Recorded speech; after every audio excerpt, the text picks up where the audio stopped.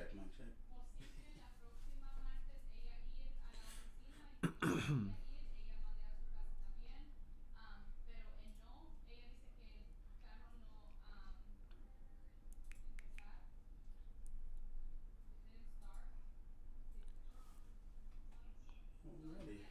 we go. We are live. They can see you.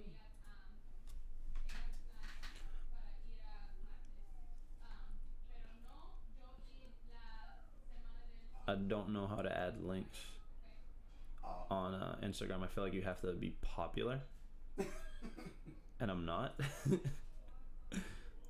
So we'll see how this works.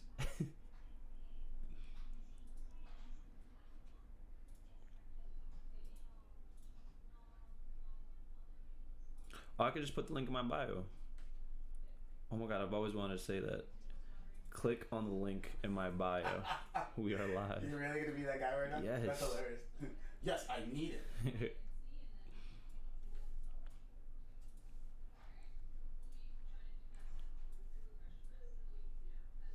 Alright, so put this here so you can see the shit. Alright, so we are great.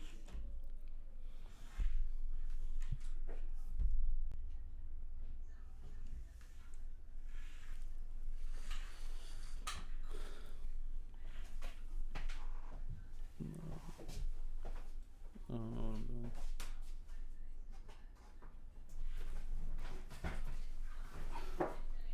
Hold on, knock over liquor.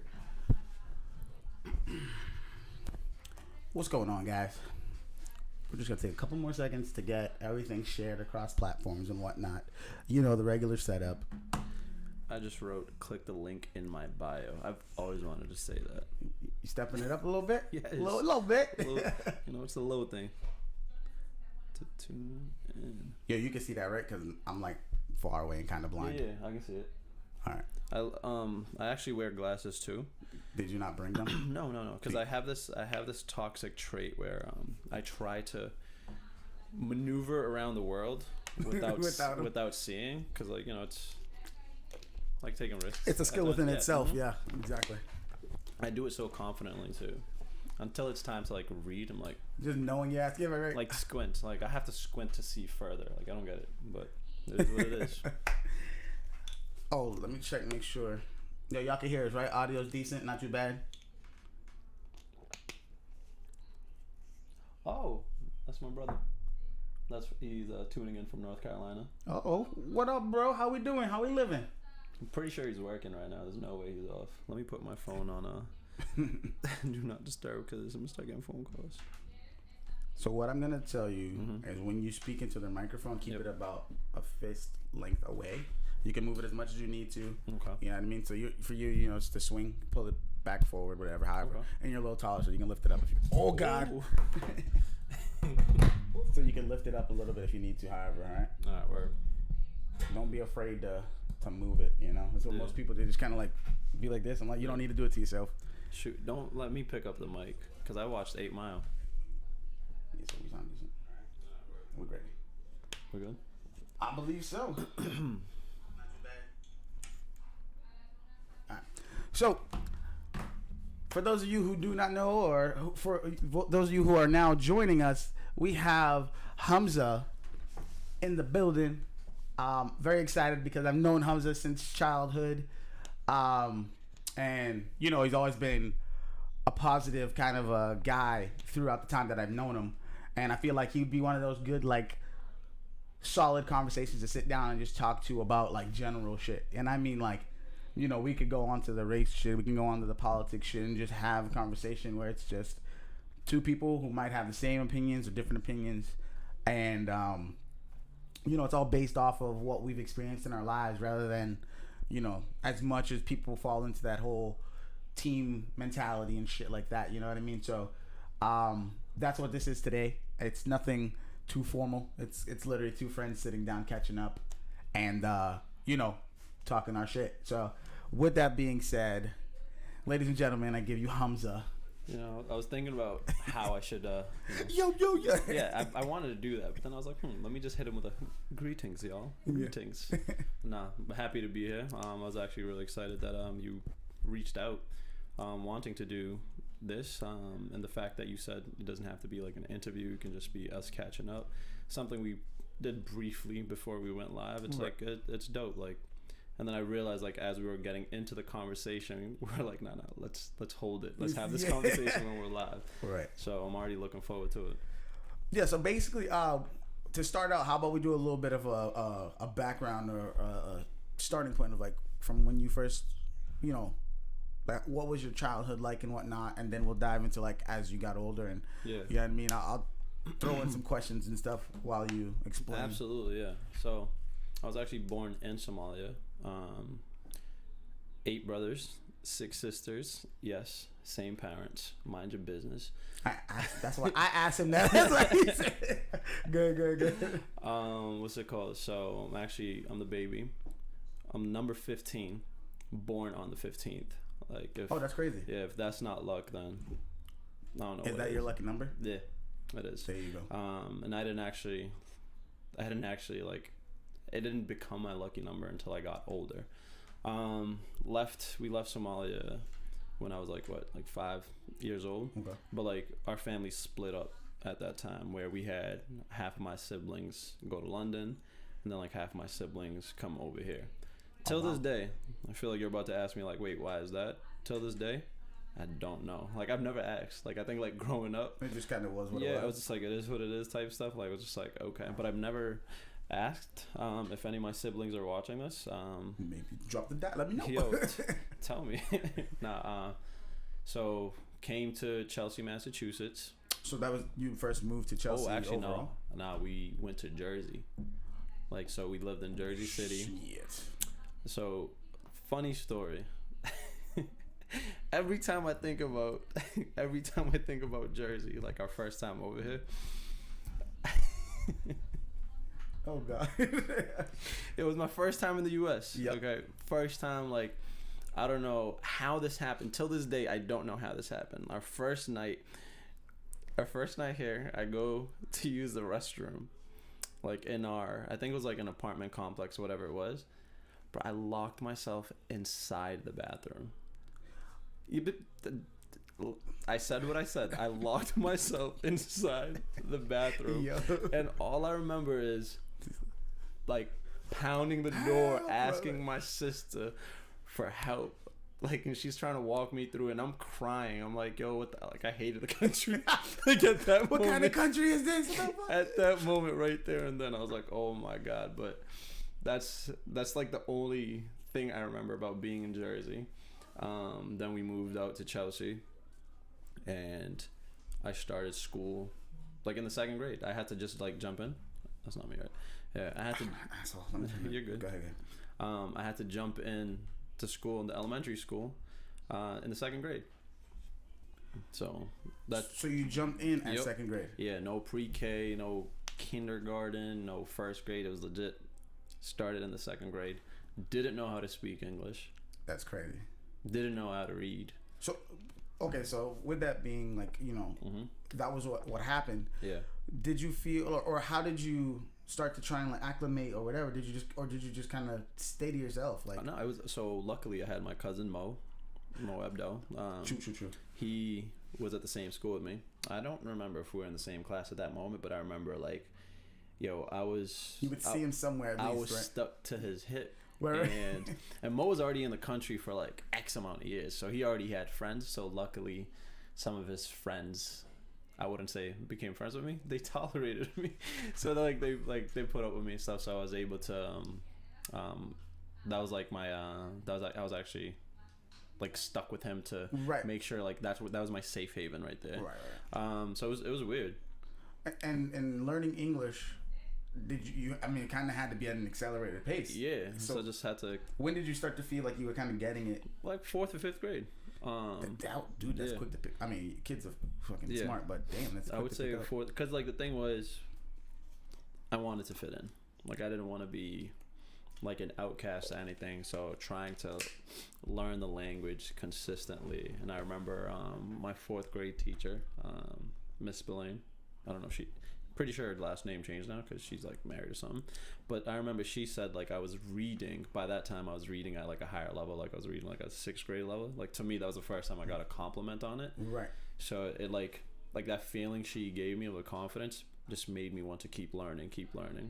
And I remember legit walking in the 5th grade with Josh Lewis. Yeah, that's my guy. Yeah, it's still one of my close friends to this day. I remember we were walking one day, and he was actually like surprised that I was born somewhere else. He was like, dude, he was like, your English is phenomenal. He was like, right. It's like I couldn't even tell. I was like, all right. So it was like that gave me the boost of confidence that I needed to keep learning the language and keep trying to like grow in it. So it was a challenge, but I'm here. You got it done. You know what I'm saying?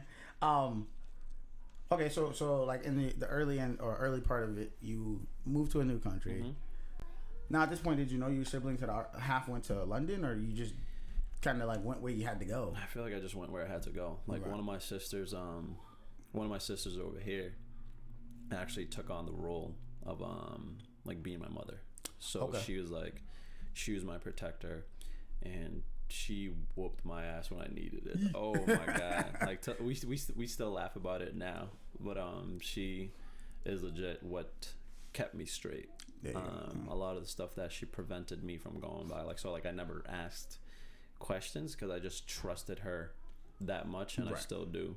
So it's like I've never really asked questions where I was just like, oh, it is what it is. Like I think as I got older, I started like piecing it together little by little. But she was the person that like I was like I just trusted. I didn't have to like ask questions and stuff too.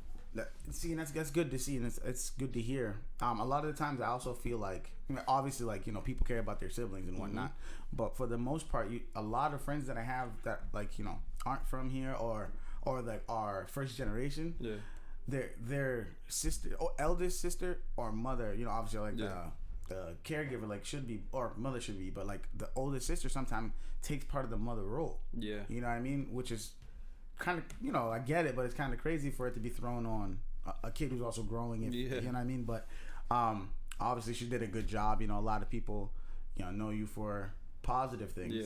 So ass whoopings were absolutely right on time, mandatory. I know it's looked down upon now, but you can tell. Like I swear to God, right. Like in college, like I could tell who didn't get their ass whooped. I could like till today. With how they act. I mean, I kind of realized it through a lot of things. Yeah. And sure, just barge right in. She threw me out. So like a lot of times I say it's like it's either they didn't get their ass beat or they lack critical thinking skills. Yeah. Nowadays, more so for like teenagers to early 20s. Yeah. I say they lack critical thinking skills more rather than not getting the ass beat. Yeah. Because the ones that never got their ass beat still call their parents by their first name. Ooh. See what I'm saying? Like that's the kind of, that's when I'm like, oh wait, whoa, like that shit won't fly in any household from the 90s. Yeah. You know what I mean? It's not even what color you were. Motherfuckers didn't play that. Yeah. But oh my bad. Yeah. So after elementary school and getting in English, and then obviously building the confidence in learning English. Yeah. What kind of was like the next step for the development of HAMZA? Dude, the next part was probably the worst part. That was middle school. So as you know, middle school is probably the worst part of my career / life. Just because I felt myself, I would say 6th grade, 7th grade, and 8th grade, I felt myself lost, like more of a follower trying to like fit in, and I legit had these friends that were, that was just really caught up in a different type of lifestyle. And I'll never forget, I think like the day I stopped hanging out with them was like in the 8th grade. 3 of us were walking, like, and I had no idea. So 3 of us were walking, and apparently like a fight broke out like elsewhere, and like the cops stopped us. And I wasn't worried because I'm like, I'm fine. I'm nowhere near where it happened. Yeah, right? I'm like, I'm fine. Like the cops stopped us, and they're like, hey, do you guys know anything about the fight over there? We're like, nah, we just just got out of school, whatever. And we start, and then the cops are like, they're good to us, whatever. They dipped, and one of the kids I was with pulled out a goddamn machete out of his like pants. He was like, yo, that was a close one. I was like, oh, what? When I say like, yo, at that instant, I knew like I'm never hanging out. You just started looking around. Yo, oh my God! I was like, what? I was like, if we got caught up in that, like, I'm not talking about like a butter knife, like I'm talking this about shit was like a whole. I was like, you were walking around with that? And he didn't have the bend in the knee and anything. You didn't notice? Yo, walking out straight legged and shit. No, that middle school year, I'm telling you, that middle school year was. It was tough, very, very challenging. But I got through it. So I would say like that's where like my grades were slipping. I wasn't really like there wasn't really nothing that was pushing me. I think like a lot of the mistakes that I made was me trying to fit in with just, you could say, someplace I felt accepted, or what's it called? Just like not really being me. Right. And I, to be honest, I still didn't know who I was at that time. Well, that's normal. Around 7th, 8th grade, I say people don't really start to deep dive into who they are until about sophomore year, junior year of high school. You start trying to figure out where you want to kind of go. You know what I mean? And even then, you still don't know. You could, it's no real age value to it. It's more on the mentality, like when you start to want to think, like, what do you want in the end, or for life or in life? Yeah. And, especially, you got to think in like 8th grade, everybody's hormones is all types of crazy and out of whack. So, it's like, for me, it was tough because I'm like, that's where you start recognizing like how certain kids are dressing and like the way they're dressing, like the compliments they get, the people they're accepted by and things like that. Then all of a sudden you start wanting that. All right.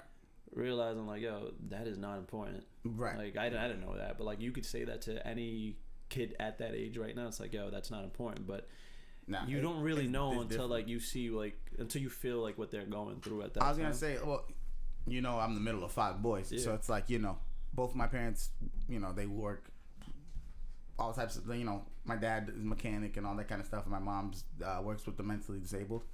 So both careers are like, they are what they are. They're not like the greatest paying, and they're not the worst either. But what we had is what we had.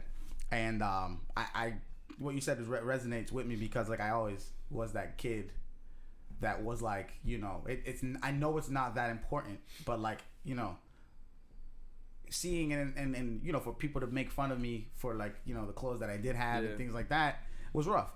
But and I know when I got my first job and all that, it kind of played heavy into why I spent how I spent. Yeah. And obviously, like looking back, like you said, you're like, that shit don't mean nothing. But in those moments when you were at, what felt like a low, or with tease, that shit hurts. Obviously, and it's one of those things where you kind of just need to like in that moment let that kid live in that moment, and if it's like if you're able to, then do it. You know what I mean? Because there's no doubt in my mind, like if my parents were able to, whatever, that they would have got us more clothes or better clothes or whatever it was. You know what I mean? And in that situation, it's hard. It's hard to not take the kid's feeling into consideration, even talking where we are now. You know what I mean? Man. Well, for me, it was a challenge.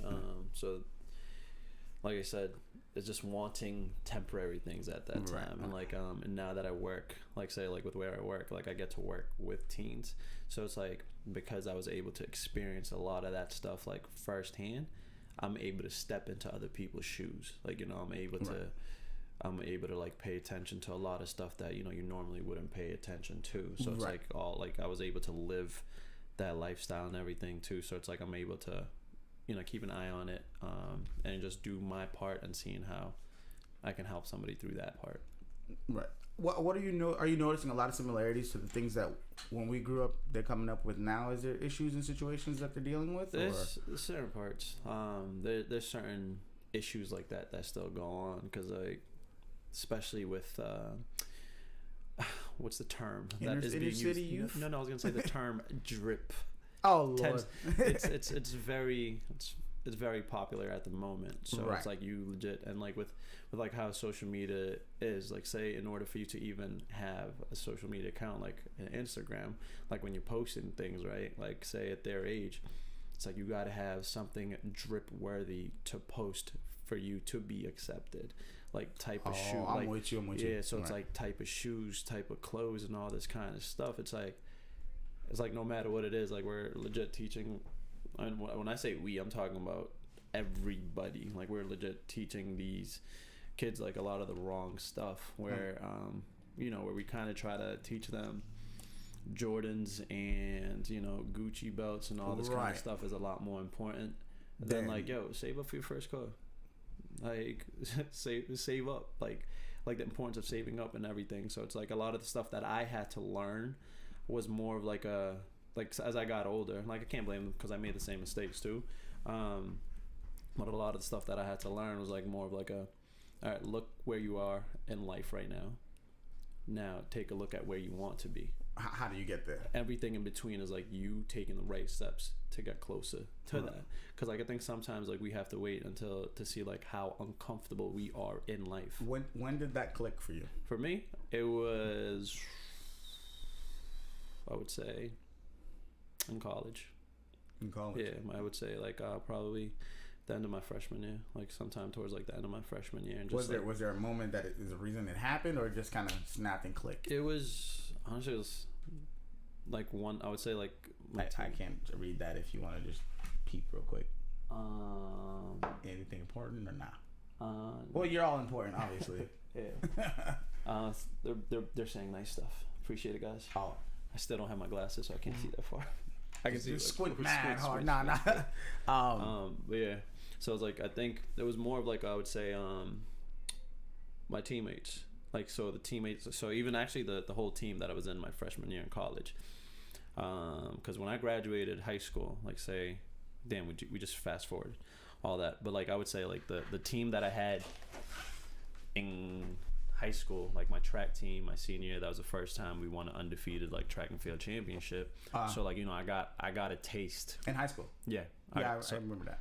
I got to taste like what winning and success felt like. That was the first time I got to like taste like, hey, like all your hard work like can be rewarded. That was the first time I got that. And then like I remember my freshman year, like I was working. Me and Henry were like, we transferred to like UMass Boston, and we were working our butt off like on the track team and stuff, but we didn't get anywhere with it. And like our coach she was a sweetheart. She was very, very nice, and people took advantage of her by walking over her, where like practice was optional, weightlifting was optional. You're like, yeah, no, we gotta do this if we want to go somewhere, right? I legit, yeah, it was tough. Do you think with it being optional, obviously, and like you said, we know we jumped a big amount, but I feel like what we were talking about transitions well into the mindset that you're the way you kind of work, and I think that's why, for me, I know I admire you for your tenacity on what you're working on. You know what I mean? In general, every time I see you working on something, it's something that holds weight rather than, a bullshit project that someone can be doing. Everything you're doing seems to be towards a greater good, but like even more so, what's more like very important to me is giving back to kids or someone else in general. And every time I turn around, it's something different. I'm like, what, this motherfucker just working with another team? Who's he with now? You know what I mean? Yeah. So like that's the kind of stuff that I appreciate when I see it. You know what I mean? And I'm not gonna be like one of these dudes that fanboy over you. You know what I mean? There's a lot of these niggas out here, bro.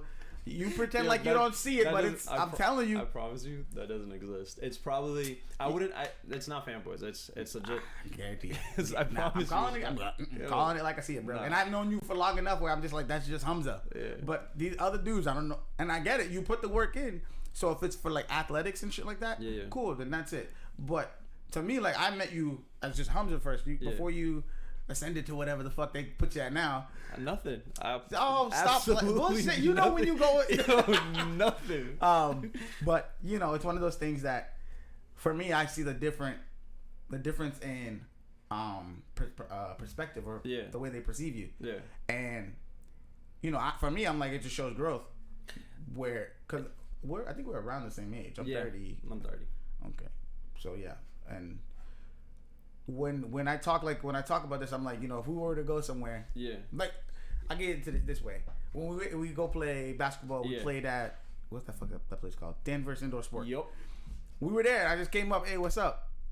Everybody else, oh shit, HAMZA's here. I'm like, okay, like it's HAMZA. Like I don't get it. Like, okay, I mean, I don't mean that disrespectfully. I hope I didn't hurt your feelings there. I'm laughing because I know exactly what you're talking about. So usually no, because the reason is like, say every time I usually get invited, you're like, I can't. No, every time I get invited over there, bro, I have an excuse ready. Like, yeah. I'm gonna pull up and you just don't show. Not even like. Trust me, I got a bag full of excuses where it's like, yo, because to me, I'm like, oh, this one. I gotta leave Quincy, drive. Oh, you was all the way out there. Yeah, I was like, I gotta drive to Danvers to play basketball with you guys at 9:30 p.m.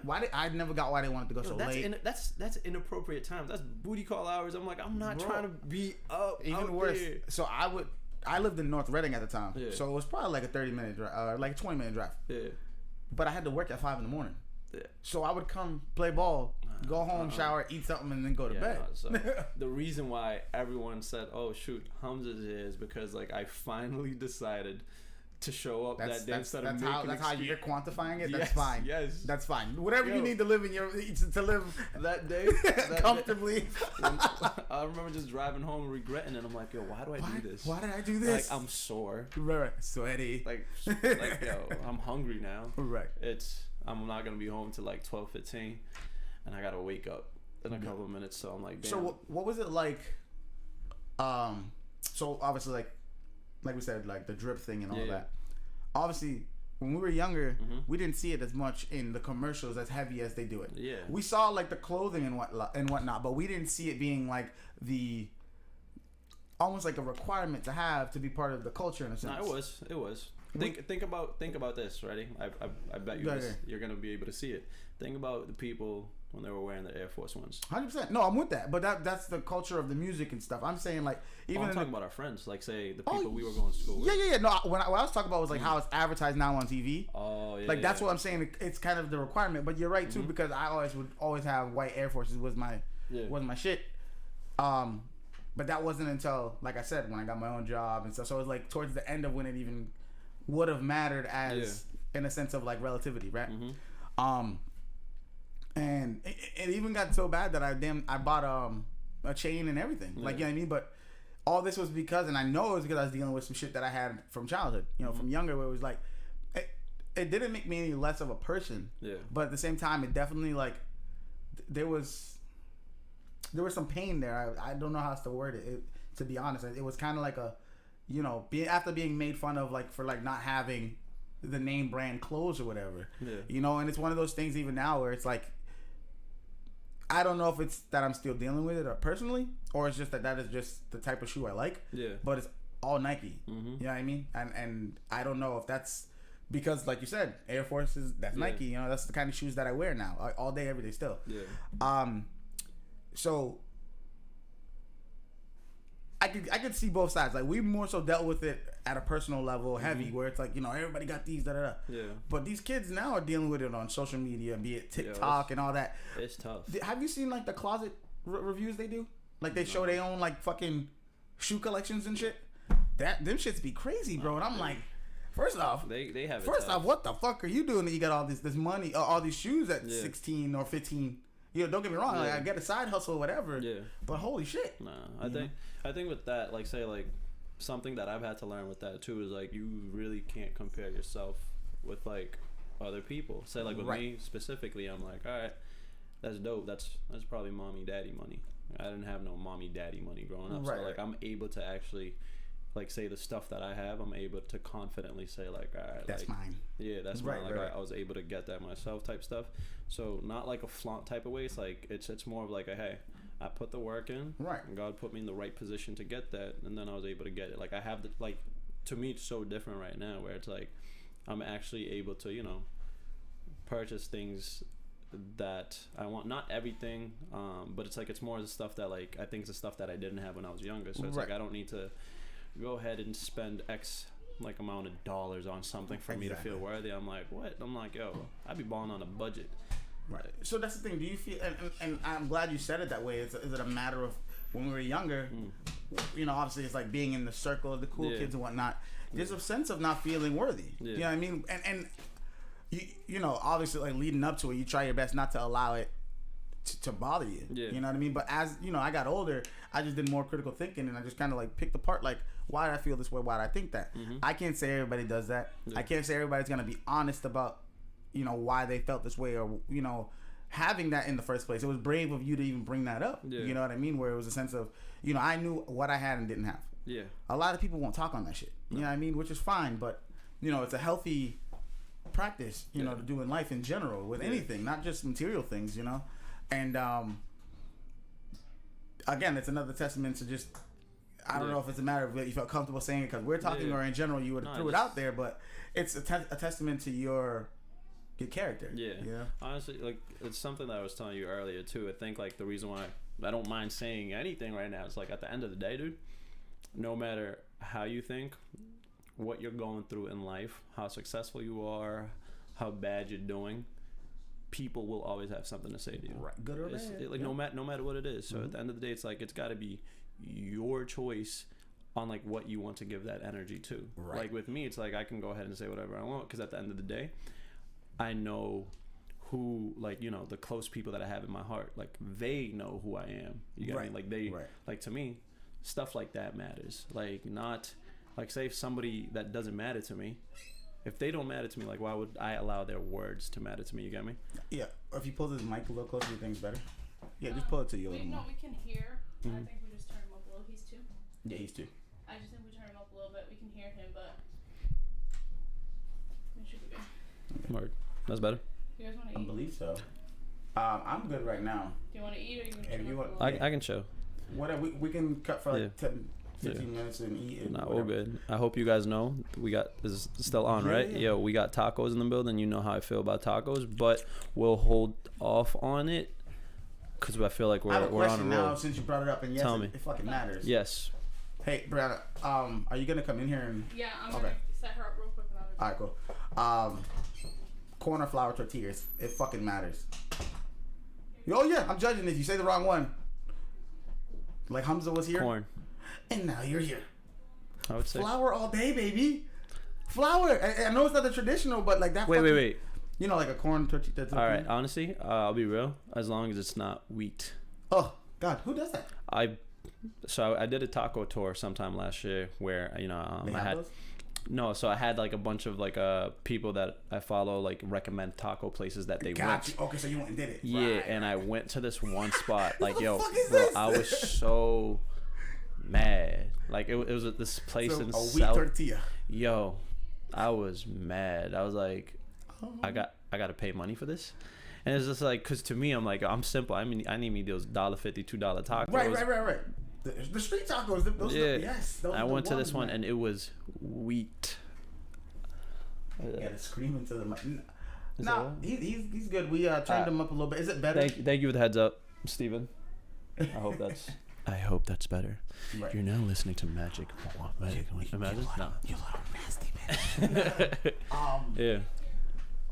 Yeah, so that's we kind of did the same thing, but we do it with wings a lot. We go to different spots and whatnot. We actually have a YouTube channel. I gotta plug it.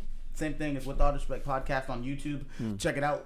We got the she actually has a segment called Nudes with Brie. It's not what you think. She does like spicy noodles. It's clever though. It's clever. Spicy noodles. I'm gonna start a new segment with different kind of wings, be it hot sauces and different kind of things. And your boy doesn't like spicy, so I'm gonna be struggling through it. You already know the deal. My mic on? No, just plug it in. Which one? It's in the back. Sure, just put that in the shot. No worries. It's fine. What is that in there? See what happens when she get in here and she's gonna make all this noise and shit. Alright, speaking of... Can you give me a shot glass when you get in a minute, yeah. Speaking of spicy, we're 5 followers away from Derek having to do a spicy... Oh, shit! So what's it called? Huh? What's it called? Where should they be following? Nothing. Why? No. What's your problem? On Instagram. With All Disrespect podcast. What's your problem? 5 more followers, and you guys do the spicy. Yeah, that's fuck. I'll do it live too. Yep. I'm a little bitch. I don't like spicy. I feel your pain on that. You don't like spicy? No. They're actually. I'm gonna go ahead and help advertise. If you're into spicy, I don't want to tell you like the secret sauce that he puts in there, but one of my closest friends actually comes up with he does his own spices. He does his own jerk chicken sauce too, or jerk sauce. I'll send you the information after. I feel like I should know because I order from them all the time, and I spent time with them just recently. Right. He doesn't drink because he's not my friend, I guess. No, I'm kidding. No. Yeah. What's it called? So, yeah, if anybody's into hot sauces and everything, or jerk sauces, you definitely want to order from Taste of Frizzies. That's 2 Z's. All right. Well, we'll definitely make sure we get that posted somewhere. Chrissy said she doesn't have an Insta, but she's voting for it. Yeah, just make a fake account. Yeah. You gotta have people just doing that, making mad fake accounts. Yeah, but like, yeah. So the deal was we said 400 or 400 on Facebook, 100 on Instagram, and That was it.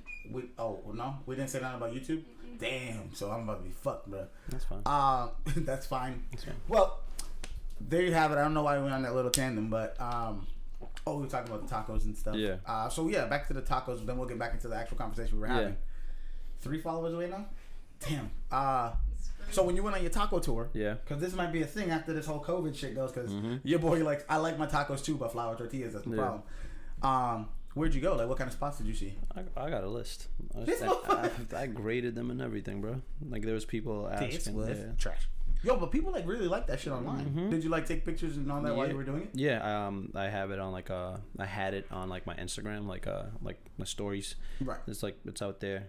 So when doing Instagram, like, is it more about like story to be like? Yeah, because like you can save it after, like you can put it in like your highlight.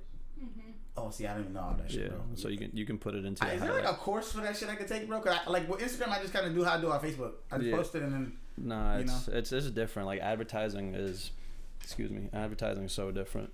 So you just kind of figured it out as you went, or someone showed you like, yo, look. This is something. I need to figure that shit out.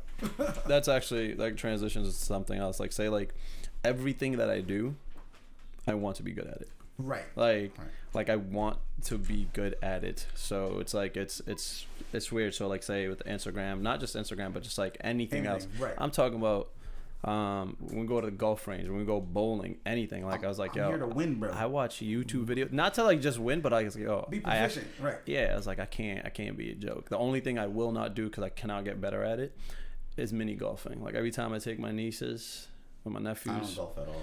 No, it's a shame. What's that saying? Like, you surround yourself with people of like mind or similar, whatever.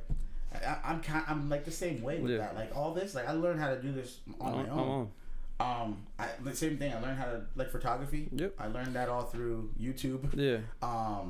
It's like one of those things. Once I want to go dive into something, I deep dive and then become like somewhat okay at it. And maybe that's what it is. I just didn't put the thought into like actually learning like the algorithms and things of like Instagram and all that, which would be good for this. You know what I mean? Like to get it out there more. And also the business that we run here, with the apparel and all that. So, but so like back to the tacos, bro. Yeah. So the spots that I went to legit.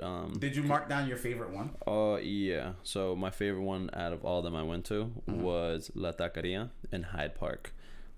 So to me, like, so there's some of these places, right, that people recommended. So some of the places that they recommended was because like, oh, it's dark when you go in there. They have nice lights. They have music playing. The vibe is nice. I don't care about the goddamn vibe. I'm here for the tacos. This is a damn business trip. I'm here for the tacos, nothing else. Right. So that was actually my favorite spot. Taqueria Jalisco's in Eastie. So that I feel like that spot just became like very popular. For their barilla tacos recently, right? But before that, like just their tacos in general was really good. What was the worst? The worst? The wheat taco place. Yo, straight up. Do we know them? Is that why you don't want to say it? Let me see. No.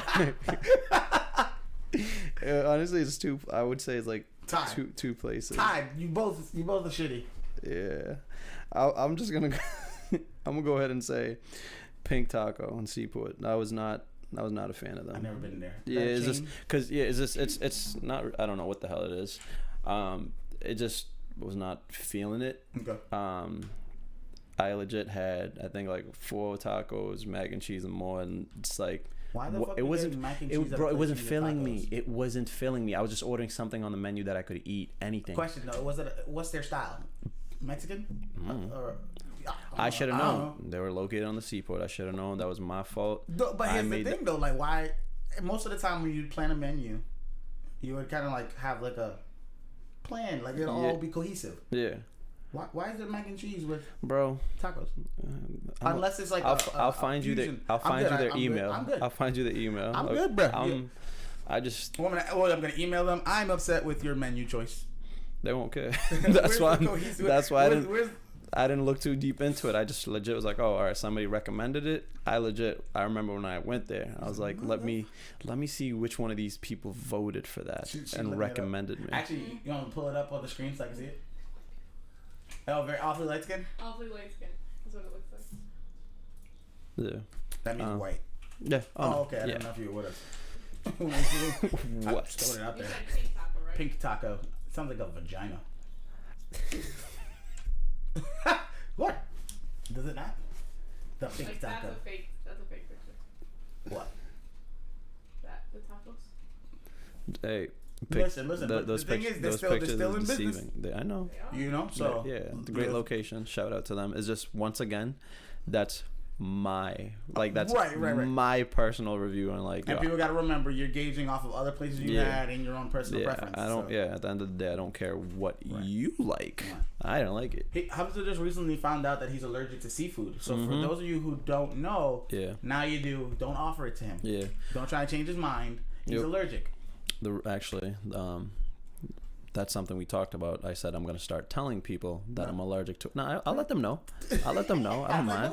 I just fixed it for I know. you. I'm going to start telling people I'm allergic to seafood. That way they're not like, oh, what did you try? Oh, you went to the wrong place. Oh, you tried the wrong thing.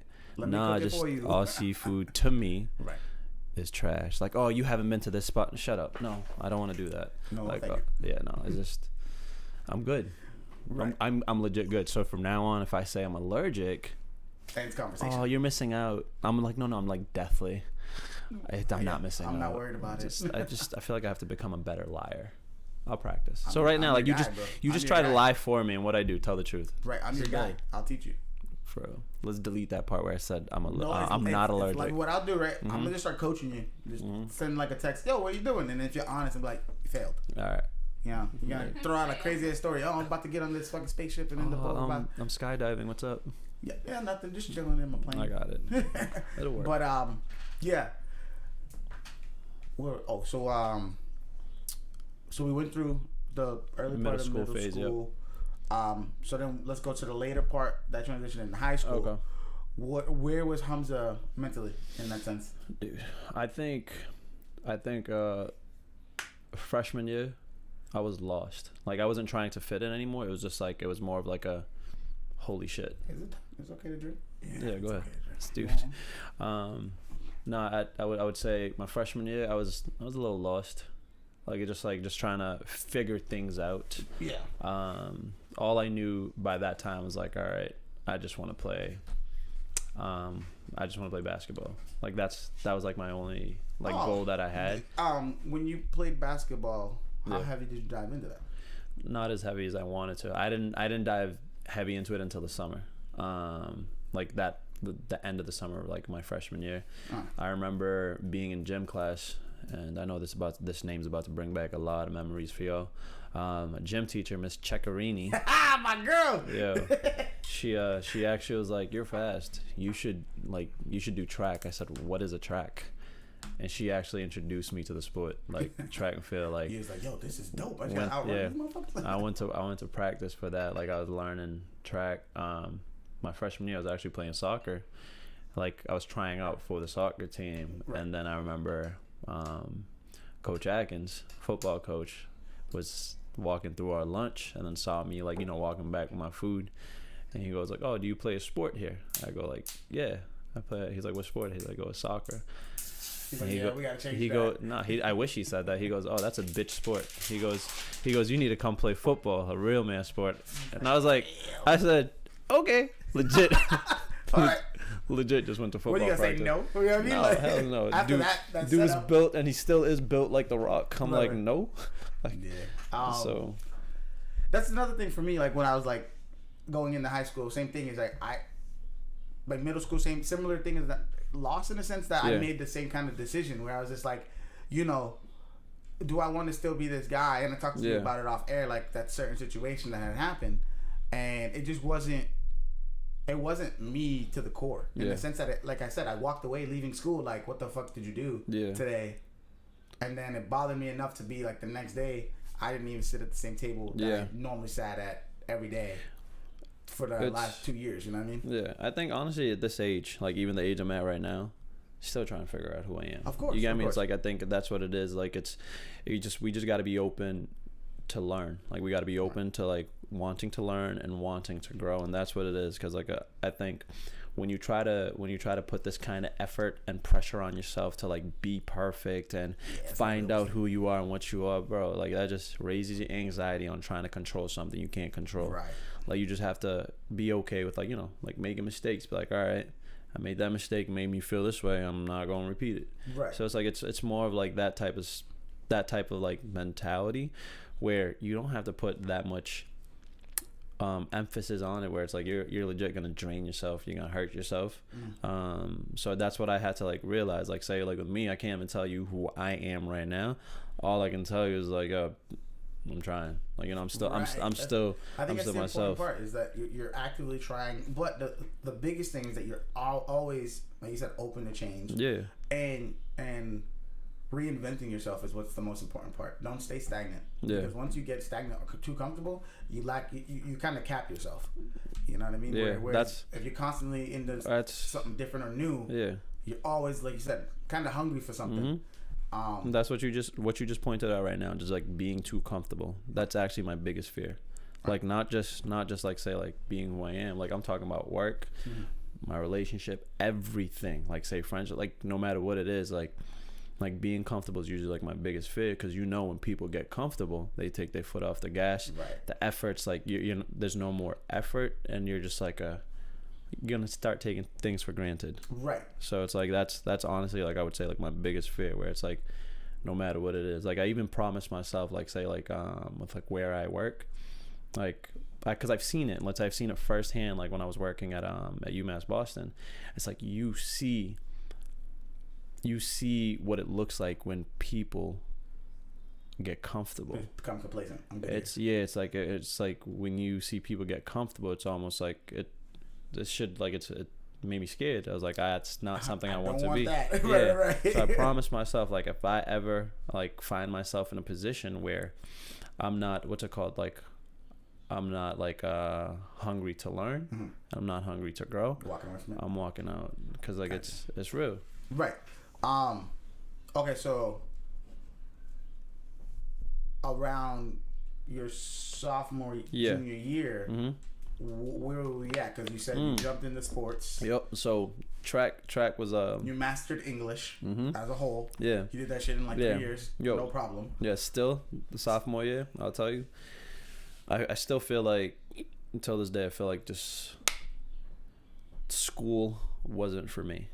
Like say high school, college, but the construct, the way it was like put together. Like it was just because it was just tough for me. You get me? Like I feel like with like where my head was and all that kind of stuff, and like for me it was like, all right, it was 7, like almost like I can't say 7, let's say like 5 or 6 different subjects, like homeworks and all that kind of stuff, like constantly. Like, what the fuck? Yo, it was constant, but like I knew there was a lot of people watching me. You get me? So like to me, I'd like, once again, it's like say growing up in Chelsea, the beautiful thing about it was I never felt like I was alone, like growing up in Chelsea, because like you have so many different families that are always like, you know, like taking you in and looking after you and having your back and just happy for you. Like till this day, like even like say when we shared the post that you put up, we still got families, like, you know, just like that I haven't seen in years, like still excited and happy. And I think that's a dope thing about growing up in Chelsea, like when you're able to like make those kind of connections. Where the hell am I going with this? What were we just talking about? How much you love me, or something that you hate school. Oh, that's what school. So like I wouldn't say sorry. I wouldn't say I hated it. But I knew you said it wasn't for him. Yeah, it wasn't for me, but I knew I needed it to like to get out and like. Let me ask you, what about school did you feel you needed? Oh, like society, like oh, you need a high school diploma. Work-wise, you need a diploma. Right. But what out of school did we take? Yeah. And have to apply to our day to day, other than maybe like you said, the juggling of things that we somewhat of a structure, right? You know, I feel like the curriculum as a whole needs to get reworked into like the modern day. We're talking a curriculum that's over 70 plus years old. Yeah. It's no longer valid or what's that word I'm looking for? Huh? It's not real.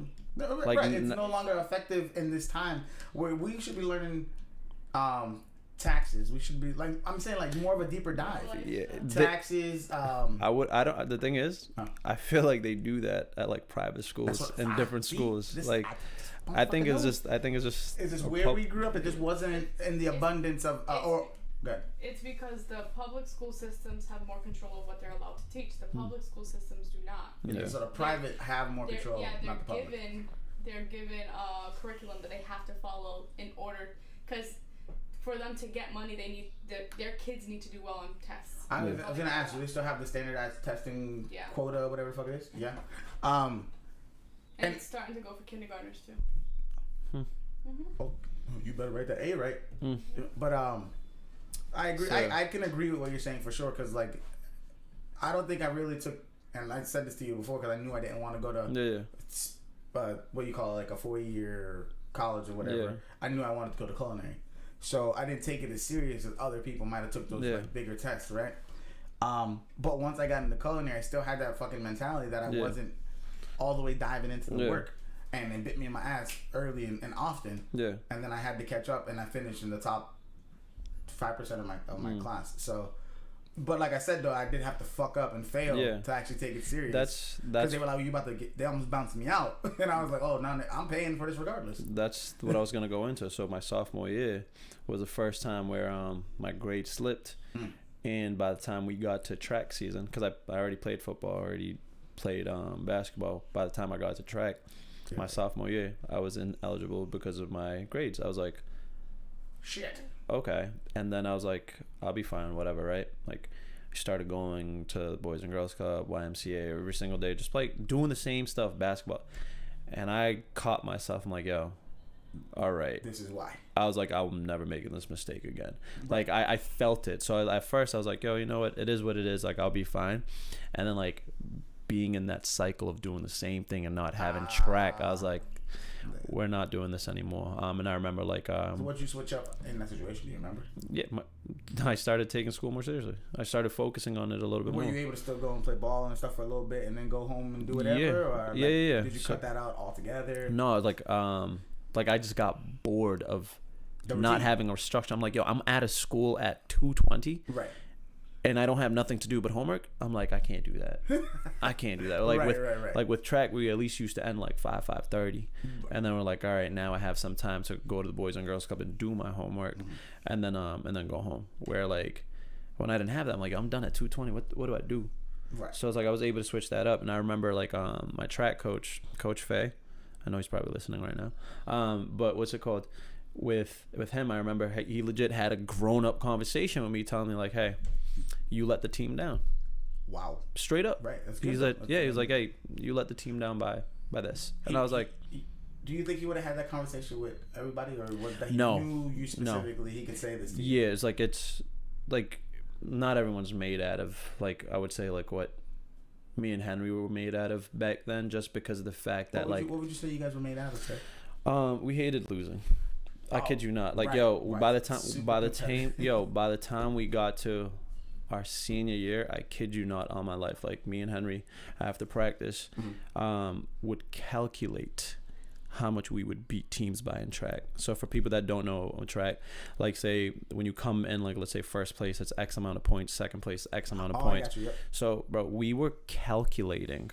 And I remember before the season, like before one of my meets, before a conference championship, I remember we had a meeting and our coach was telling us the points he expected, and he said yeah like say like, oh, we should get this in this place. And I remember him saying like, HAMZA, we should get you. You should get second place in the mile, and I was pissed. Second place. Second place. So I didn't run the mile. Okay, like they just threw me in the mile because like that's where we needed points, and they saw me like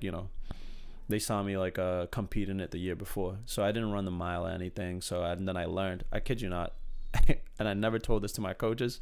So if they hear this here, it's too late. So during practice, oh my God, during practice, like I was like, you're too deep in now. You gotta tell the story. I used to go to my aunt's house and chill because like she lived 3 minutes away. So he would be like, all right, I need you to go for a 40-minute run. I'm like, all right. I would run to my aunt's house, who would live 3 minutes away, chill there, look at the time, like, oh snap, run back. I kid you, like I did not practice, and and what's it called? I was winning. I was still winning, like enough. Right.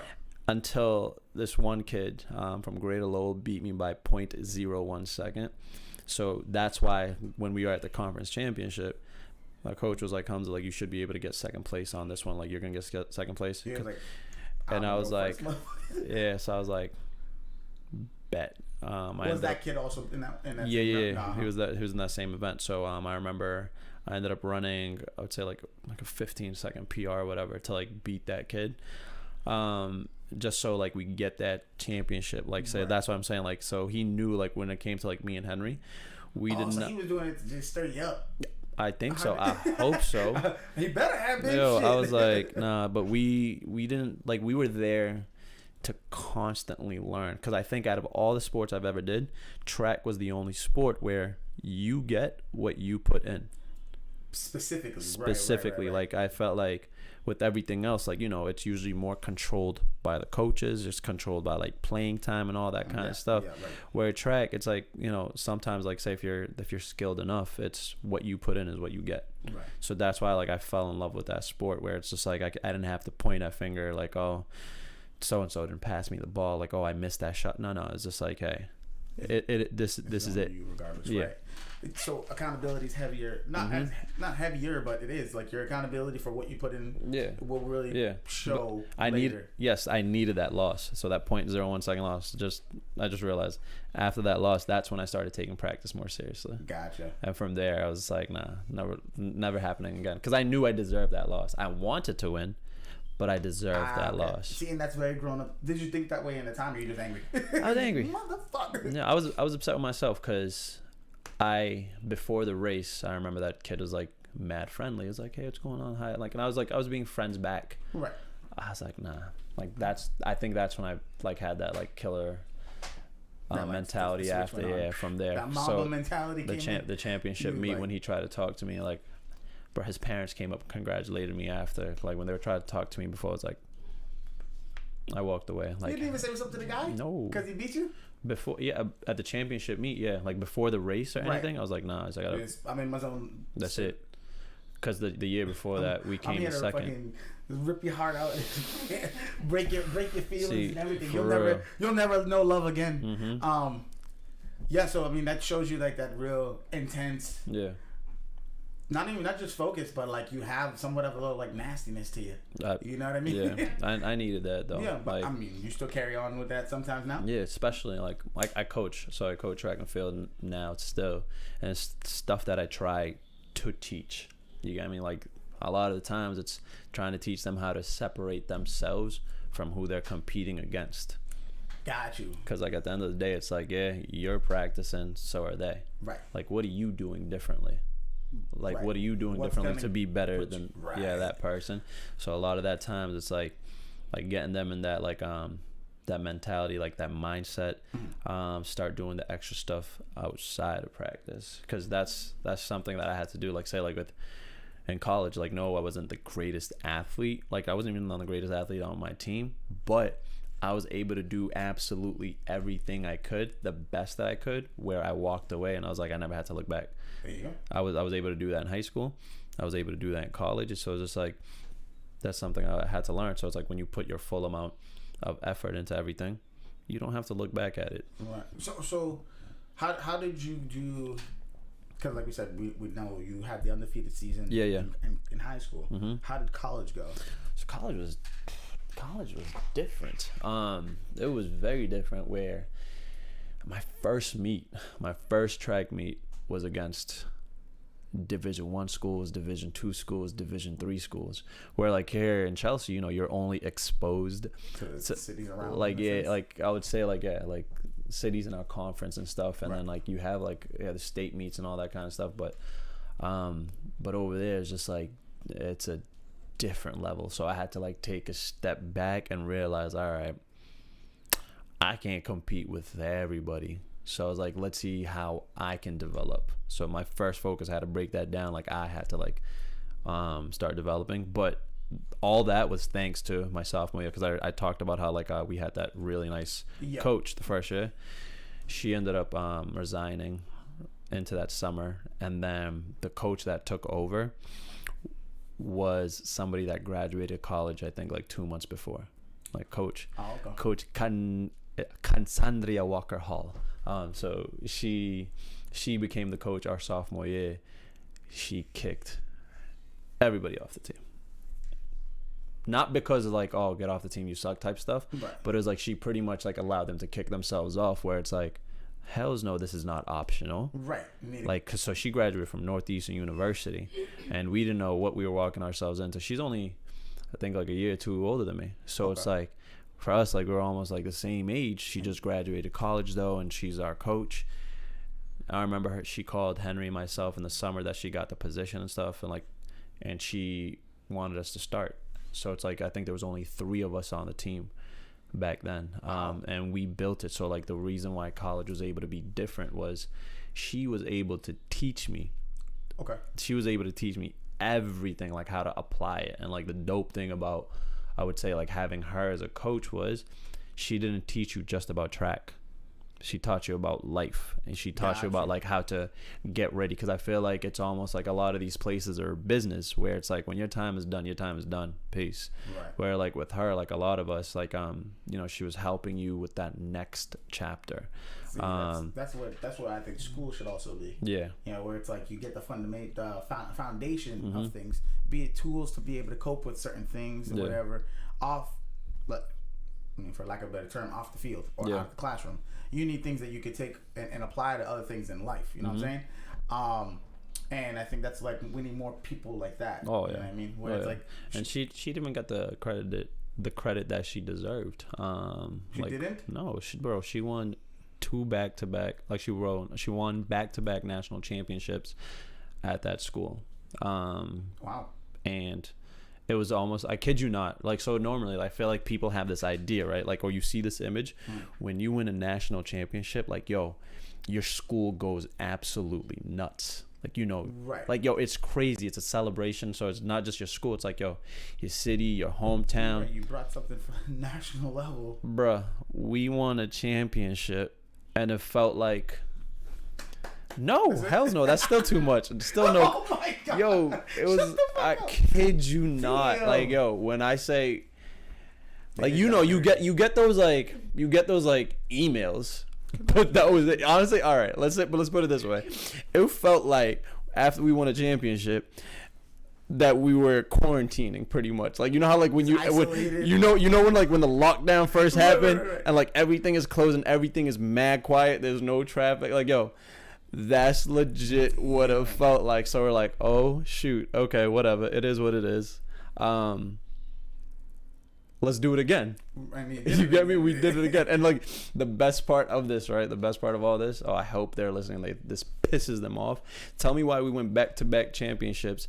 They send us, right? Like they're like, oh, I forgot his name. Like, oh, the mayor or somebody wants to, or the governor wants to meet you guys. We're going to send you guys out to the governor. So we're like, word, we just won a championship. Like, you know, a national championship, bro. They sent us out there with our baseball team that just won, I think, like 2nd or 3rd place. And we're like, what the fuck? I was like, huh? No, we won it all. We won the big show. Yeah, like, so it was just like, hey, like, congrats. Share the moment. With the team that didn't win. Yeah, so I was just like, all right, so that showed us, like, all right, so track is not important in the school. So it was just like, it was... What division was that track? Do you remember? Like our division for that school? Yeah. It was Division 3.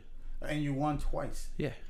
And that's not a big deal? So the first one we won we won a national championship with 2 female athletes. Okay. Taylor Driggers and Wadi Waddle Jonathas. She goes by Wadi Jonathas. Wadi ended up transferring to University of South Carolina, and she's actually representing Team USA this year. That's huge. In the Olympics. Congratulations. Yes. So wow. That was the first year. The first year we won it with 2 athletes. No, I'm sorry. That was fall. That was indoor season. So right into outdoor season. Mm-hmm. Now we go back to back. So the same 2, Wadi and Taylor, we added Lexi and Olivia. So back to back national championships. Yeah.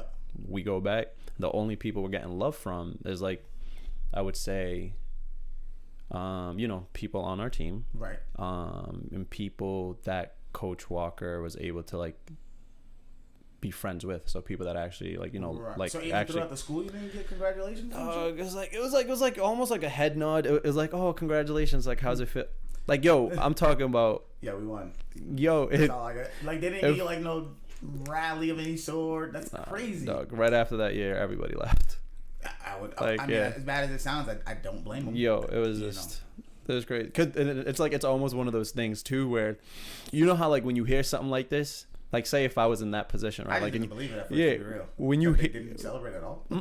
When you hear something like this, right? Like, say, like, damn, like, say if you were in power or something, or you had that position, it was like, yo, I could have made a change, right? Like, damn, I could have made a change. I could have did this differently.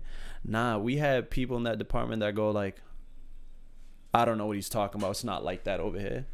Yeah, it's because they're looking at themselves. Mm-hmm. Right. So it's funny to me. So it's just like, it was just, like I said, it is what it is. We all moved on, and that's why you're wearing that ring, right? Oh yeah. No. This is actually the second ring. The first ring I got it fitted specifically for my middle finger. Oh. Mm-hmm. I left that one at home. It was almost like a thank you for nothing. Right. So, like, that was a, like, what's it called? Like, everything, like, all that accomplishments, everything that we had, like, Coach Walker was able to teach us that. Right. You get me? So it's like, and I feel like she was not liked because of how her team viewed her. Like, say, I would say, like, everybody, like, not everybody, let's say, like, 90%, 95%, 97%, whatever the team, the people that can handle it, right? That were strong enough, absolutely loved Coach Walker. I feel like just the way you speak on how she took it more so from, she gave you a structure, but also gave you tools, as in, like, the general concept sounds like she was like, it's not a matter of just being an athlete. Let's be the best you can be, but you're putting the work in, not me. Yep. That's what, and I respect that, and I could appreciate that.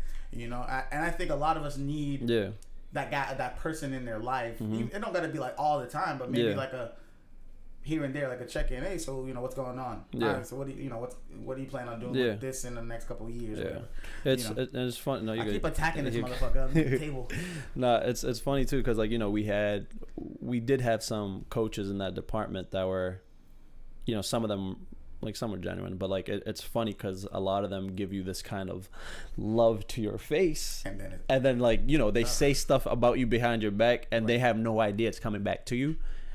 And then they're still like, hi. I call that high school shit, bro. Yo, that's exactly what it was. But I am glad that I was able to view all that, because it showed me, like, something I didn't want to be anything like.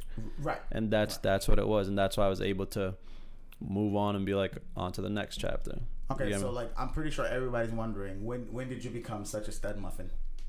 I feel like I haven't even hit that yet. I feel like I haven't even hit that yet. He's not even there yet. No. I saw your post a couple days ago of you bench pressing and oh my god. So what your journey for? It's been a year, right? That you posted. It was like that was the thing is that was a year apart, but I was just working out for the heck of it back then. Right. You get me? Now you're taking it. This year, this May, I started in May. I was like, all right, like, so me and Henry, like, sat down. We started, like, trying to game plan stuff. Okay. So working with Henry, it's just like, all right, what do you want? Right. So I told him I want to put on this much weight. It's going to be bulky as fuck. So we were able to do that. We were able to lift just nonstop. Like, so, because I think... How many times a week are you... So when I first started, I was working out, I would say... Because sometimes we did 2 a days, 3 a days. Right. Like, and the reason is, I was able to watch Henry. Like, so Henry's been doing this for like 3 years straight up. Okay. So it's like it's part of his lifestyle. So without even him putting the pressure on me to be like, yo, come do this with me, come do this. You would just be with him. Like I was just watching. I'm like, yo, this dude's at the gym. Like we wouldn't hang out certain days because he was at the gym. Like couldn't see him certain days because he was at the gym, and like all this kind of stuff.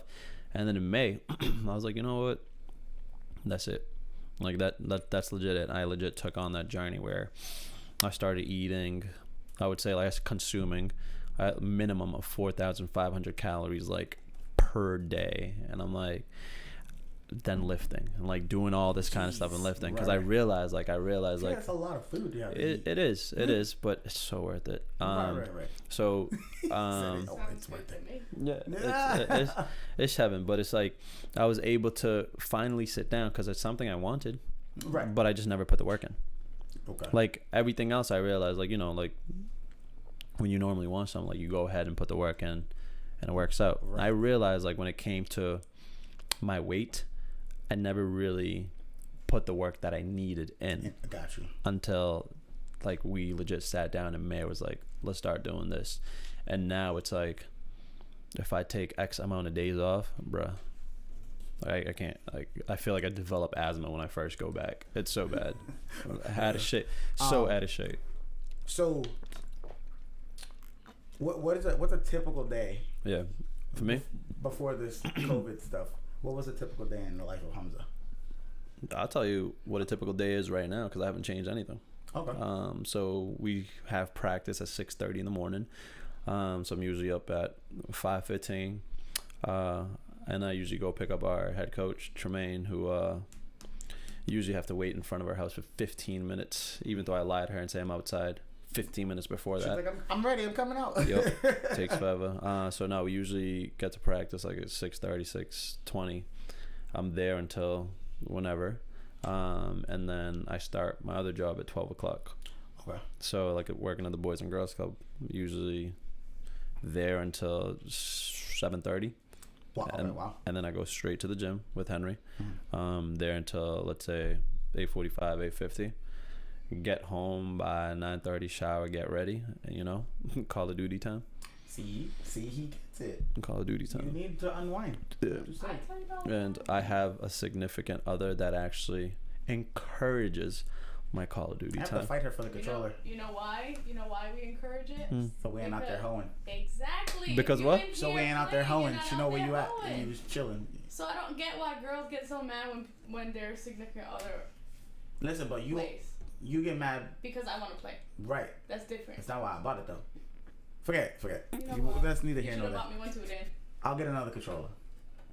Okay. All right, whatever. Compromise. So you're lucky enough to have a lady who understands that situation of, you know, maybe this isn't just him just wasting his time playing a game. This could be him de-stressing. She says that at times. Well, that's normal because like you got to think like just like you're having your day, she's having her day. So when your times do match up, I'm sure, you know, they want to see you or you know, whatever. I usually get shit for it, cause like let's say like if we say for example like yo, be on by like 10. Right. I won't be on till like 10:45, 10:50 because I'm on the phone. Right. I want to be on the phone, and she's like, shouldn't you go play? I'm like, nah. Yeah, but I was like, I want to catch up with you. Right. And then usually when I get online, they're like, yo, what the hell? Why are you on right now? Why are you getting on so late? I'm like, yo, she wouldn't let me get off the phone. I have to. Right. I have to. But now they're gonna hear this. Just mind your business. Don't be mad that he actually found somebody. Right. You lonely bastards. Nah, they have somebody too. Well, you need someone. Yeah, but see, fallback month, man. Yeah. See, like Henry's fiance falls asleep like at 7:30 p.m. Reasonable hours for Call of Duty. She works like at 4 or 5 a.m. So it's like I'm like, yo, like I'm saying though, my dumbass when I was like working at 5, I'd still go hang like for the night and then just rough out whatever 8 to 12 hour shift was at 5. Yeah. You know, and I was just like, yo, this shit is something's got to give. I was like, yo, this job got to stop or. But I think that's where I kind of fell into like the lack of structure. Yeah. You know what I mean? In the sense where it's like I wasn't eating right or good and, you know, drinking and whatnot. Yeah, obviously I still drink and whatnot. I'm trying to eat a little better, but I think it's one of those things where it's like I went from playing or being active every day for like a crazy amount of time. Yeah. Overtime, you know what I mean? Like I'll be playing, say it's like 8 hours in the day or 6 hours in the day, but it's constantly pick up games of basketball or something. It's something I think we touched a little on earlier. It's like I think a lot of that kind of stuff you just have to hit, like in general. Right. You have to. People usually hit like a point in their life where they're just like, yeah, I'm sick of this shit. Like you can give somebody advice as much as you want. Like it's no matter what it is in life, right? Let's say whether it's like getting their fitness together, getting into a healthy relationship or leaving a unhealthy relationship, right? All that kind of stuff. No matter what it is, people usually have to like wait until they get to a point where they're absolutely sick of it, to actually make that move themselves, or whatever they call it. Yeah. And I think that's where what I was at May, where I legit was just like, fuck this. I was just like, I don't like it. Right. Yeah. And now that I'm, like let's say, like 40, 45 pounds like heavier like than what I was, I'm like, let's keep going a little bit more. Like yeah. What's your goal? I would say, reach it? Yeah, I would say, honestly, I thought it was 185 until I talked to, How tall are you? I'm 6'1". I thought it was 185 until I just legit talked to Frankie over the weekend. 205. Yeah, he said 200. He said push 200. I was like, okay. I legit swear to God, because it was just like, yeah, he's like for your height you need to be that. I said okay. All right. So now it's like, all right, let's pick it back up.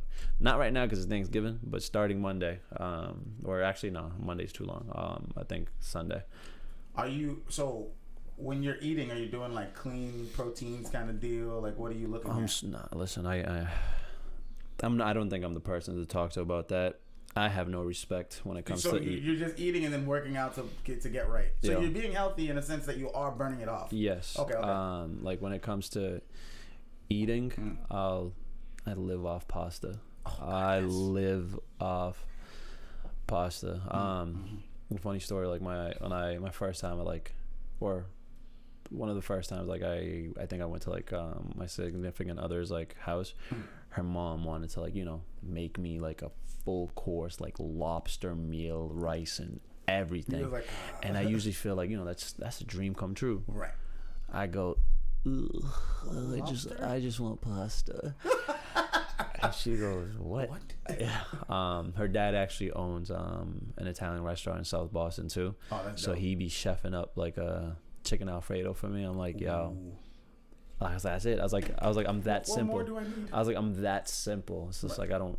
So with that, I usually put on like say I usually have it like lunch and dinner. Like I start like eating a lot more rice too.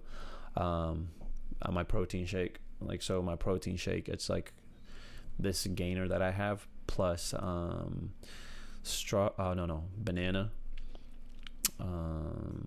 honey, milk, ice cream, oats, and peanut butter. Big boy. Yeah, so I put that and I'll have that like 2 or 3 times. Okay. Like, and I have that as in the day. Yeah, I'll have that as a snack. Is it easy?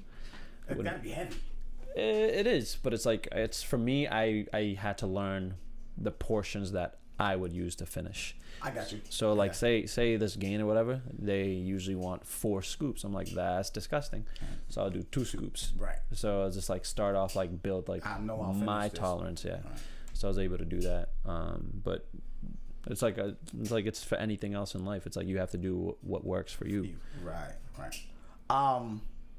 So what we're gonna do now, we'll probably take a break and like snack on some food. Yes. And then we'll be back to conversate maybe for a little bit longer, I think, and then we'll get you out of here. Okay. This later half will probably be diving more into what's been going on as of late, and I guess we'll say in the culture and in the country. So we'll see you guys in like 10-15. Word. All right. So. You want to just do the same thing we did last time? You can actually leave us. They're gonna watch us eat? Nah, y'all don't want to watch us eat. I can black it out, play some music. Right. I don't know. Play music for them because we might get DMCA'd again. No, because we play his music. Right. Fine. I mean, we can just you could put on like again. You could put on some like what do you call that shit from YouTube? Like the elevator music. And say, we'll be right back. You're serious or just stop? Nah, you could just like cut the audio, cut the video feed. And we're now taking a And then taco we'll break. drop the mic too.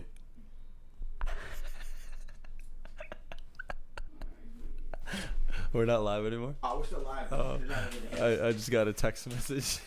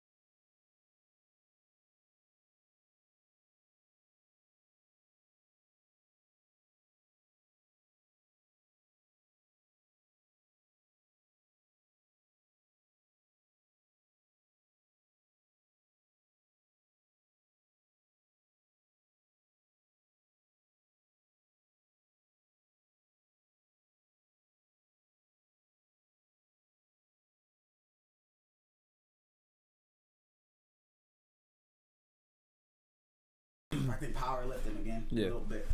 He'll definitely. He don't like his dad bod. I know, but you do nasty. Nasty. Boom. I told like, I'm not getting no dad bod. It's gonna happen. Yep. Eventually, you say no, but then when this happens, you sitting down snacking with him. It's not. It happened in May. So like, you know, like never again. I was like never again. All right, are we back on? We're back. All right, guys, we are back after a very brief snack break. Yo, on that list of tacos, where do you place that bad boy? That bad boy, I would. It's up there with, I would say number 6 at least. Okay, Number 6. At least it ain't last. No. So all right, so you know we're gonna just jump back into conversations. Yes, obviously we were talking a little bit while we were not on air with you guys, but we are back and we're just gonna jump back into it.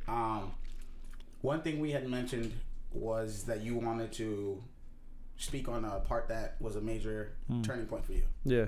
You want to double back on that real quick? So a turning point for me, I would say, because you know, like when I was mentioning like one of my sisters raising me, like growing up, I was always like used to being a child, and then I had one of my other sisters, legit, she came into the U.S. from Kenya, and she had 4 of her kids like with her, and I moved in with her to help her out. So moving in with her and like being around. What age around was that? My freshman year in high school, I'd say. Okay. Yeah, so that was like my freshman year in high school, sophomore year maybe. That's when I developed like a relationship with like my nieces and nephews, like that I still have till this day, where it's like I'm talking about, like I know I was supposed to be like their uncle, but like not only was I their uncle, they started viewing me as like, you know, a role model. Right. Viewed me as like their best friend as well. Right. So that gave me like I purposely put pressure on myself, where it's like everything I do going forward got to be for this right here. Right. So I think like it gave me that like that mature mentality that I needed, where it's like, all right, like going forward, like this is what I got to do. So I purposely would not do things that I did not want them to do. Gotcha. So sorry. That's one of those things that I am in the middle of 5, but it was similar to a sense that, you know, you're looking out for you. The point was more so you had a group or younger people or people in general looking up to you. Yeah. So you almost were placed on a pedestal. Yeah. But you also had to keep yourself and hold yourself to this certain standard at all times. And you know, the way to look at, or the way I look at it in my situation, is that I never had any spot or chance to falter at all. Yeah. You know, so that's why when you had like, you know, I can't speak for you, but like, were there times where you just had like fits of anger because you couldn't, you know, I have to move this way, you know, like that kind of stuff made me feel kind of boxed in, but it was just kind of like a space that I had to live in. And I know for me, and part of it probably is just growing up in the common sense of like a black male in America, is that you're not supposed to express emotion. You know what I mean? And for me, it just turned into anger. Yeah. You know, and like that's kind of how I just deal with shit, even now. But I know that's my way of dealing with shit. I just don't lash out now. Yeah. I'd be angry. I'm just quiet and angry. Absolutely. You know? It's like that's stuff that we're able to learn without being taught. We're able to learn stuff like that without like really. Who's that? Same girl stepping. Can't wait for the food truck. So me. Carry on. So no, it's like it's just one of those things where, you know, something that we have to learn without really being taught, like a lot of other things like in life. So it's like just like dealing with certain emotions, right, without really being taught. Like, so like you do stuff that you realize like, all right, is unhealthy. Like when you first do it, like you don't realize that it's unhealthy. Like you do it, then you realize like, all right, like that's very draining. Like it's very stressing. So like you start changing it up yourself, unless like, you know, those who are lucky enough were able to have others that were able to tell them like, hey, I wouldn't do that. Like try this route or something. Way, right. And this is another perfect way to segue into another thing that we wanted to talk about. How to approach or get the message across to the youth, dealing with all this stuff that's going on and whatnot. Yeah. What would your conversation be it's gonna be a 2-part kind of thing. Yeah. What would your conversation be to them of being as true and as honest to yourself. Yeah. I think with that part, just you got to be yourself. Like as tough and may be, you have to be open to losing. Like I think like certain people in your life, like I think there's like things they have to learn how to pay attention to. So like say if you're being yourself and all of a sudden like somebody's not happy with that, right? Or somebody's like kind of like clowning you for it or something like that. So you don't want somebody like that in your life, you get me? Right. So it's like I think like at a young age it's almost like you have to like give yourself that reminder, like you don't need to impress people. Right. You need to do like what's best for you. Like I think that's equivalent to like, you know, how we had like friends like when we were growing up that, you know, were involved in the street. They were made like some of them were made for that lifestyle. Right. You got me? Some of them were just trying to fit in. The ones that were fitting in, like, you know, like didn't make it. Right. So it's like it's very unfortunate to say, but it's like when it comes to that lifestyle, it's made for certain people. So it's like I think like with the youth, it's almost like you have to see like what's best for you, like what works best for you. Right. Like, and why I say that is if you have a family that you know that loves you, cares about you, and looks out for you, it's like those are some things that you're gonna have to put into consideration. Like that, and that's another big thing is for me, I think I deal with this conversation more with people who are kind of in the spot we're at, where we're trying to figure out exactly who we want to like be in the sense that it's like I know who I am, but who do I want to be leading up to whenever, or what's my next move, right? I find the conversation being like that, but a little different. That just allow those who want to be there to be there. Absolutely. And if someone were to tell me that at a younger age, I guarantee you I would have moved a whole nother way. I wouldn't have had the big circle of friends and people that I knew, kind of deal. You know what I mean? Like it would have been just that. Like I knew you, we were cool. Yeah. And the word friend would have been thrown around very, very solemnly. You know what I mean? Yeah. And I feel like that's what my youngest brother is dealing with now, is that everybody is the word friend. Yeah. And I'm like, nah, that's dangerous because now, say your friend get caught up in some shit, you're gonna be his friend and back his play. It's okay, actually. It's okay to have friends. The way I had to start listing it was the way I view it is, you have family. Okay. You have friends that are like family. Okay. And then there's friends. Okay. So you cannot treat the friends that are like family the same way you treat friends. That's stuff that like I had to learn. Like actually after college. Like after college I had to learn. Like so now it's like I can say I have maybe 3 or 4 people I can consider friends who are like family. Gotcha. Meaning like they've met my family, they've hung out with me and my family. Right. My family knows of them. Yeah. Where like everyone else is more of like a friend, and then it goes into like, you can say honestly, it goes into like an acquaintance, and then people I know, and then a follower. So like it goes down to like a social media follower. I've met you, I guess, at one point. Not, but it's just like, but there are some social media followers that really feel like they know you. No, like not only do they know you, but there are some that actually like really like kind of care about you from a distance. Right.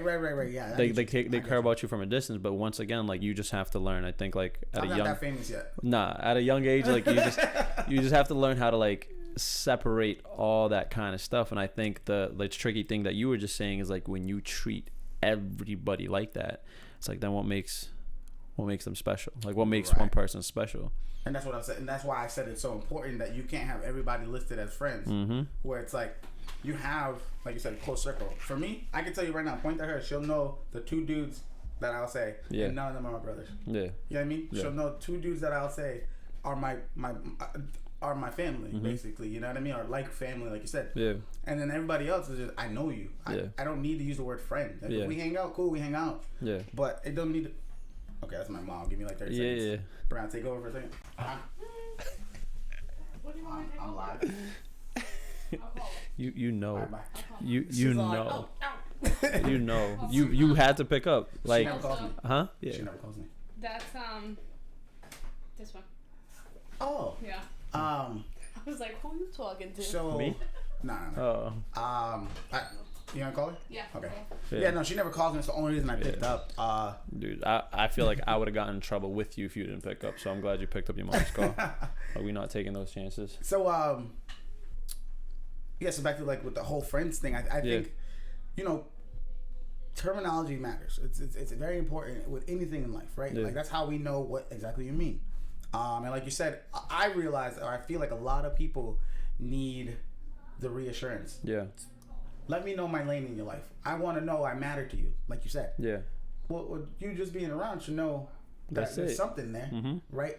And I don't think it's enough for everybody. Yeah. You know, and I'm okay with it like that. Like I'm okay with just knowing like we're good. We hang out. We chill. Yeah. Just because I don't talk to you every day don't mean that I ain't love. You know what I mean? It's honestly, I'm glad you said that. It's almost like a like say, excuse me, when you are with somebody, like say you're with a friend, and this is a friend that actually reached out to you once, like, hey, I haven't seen you in a long time. Yeah. Let's catch up. And this is somebody that you do that with often. And all of a sudden you post that you guys are out, like, or hanging out. Now it's like, oh, how come you don't do this for me? Like, how come you don't do this for me?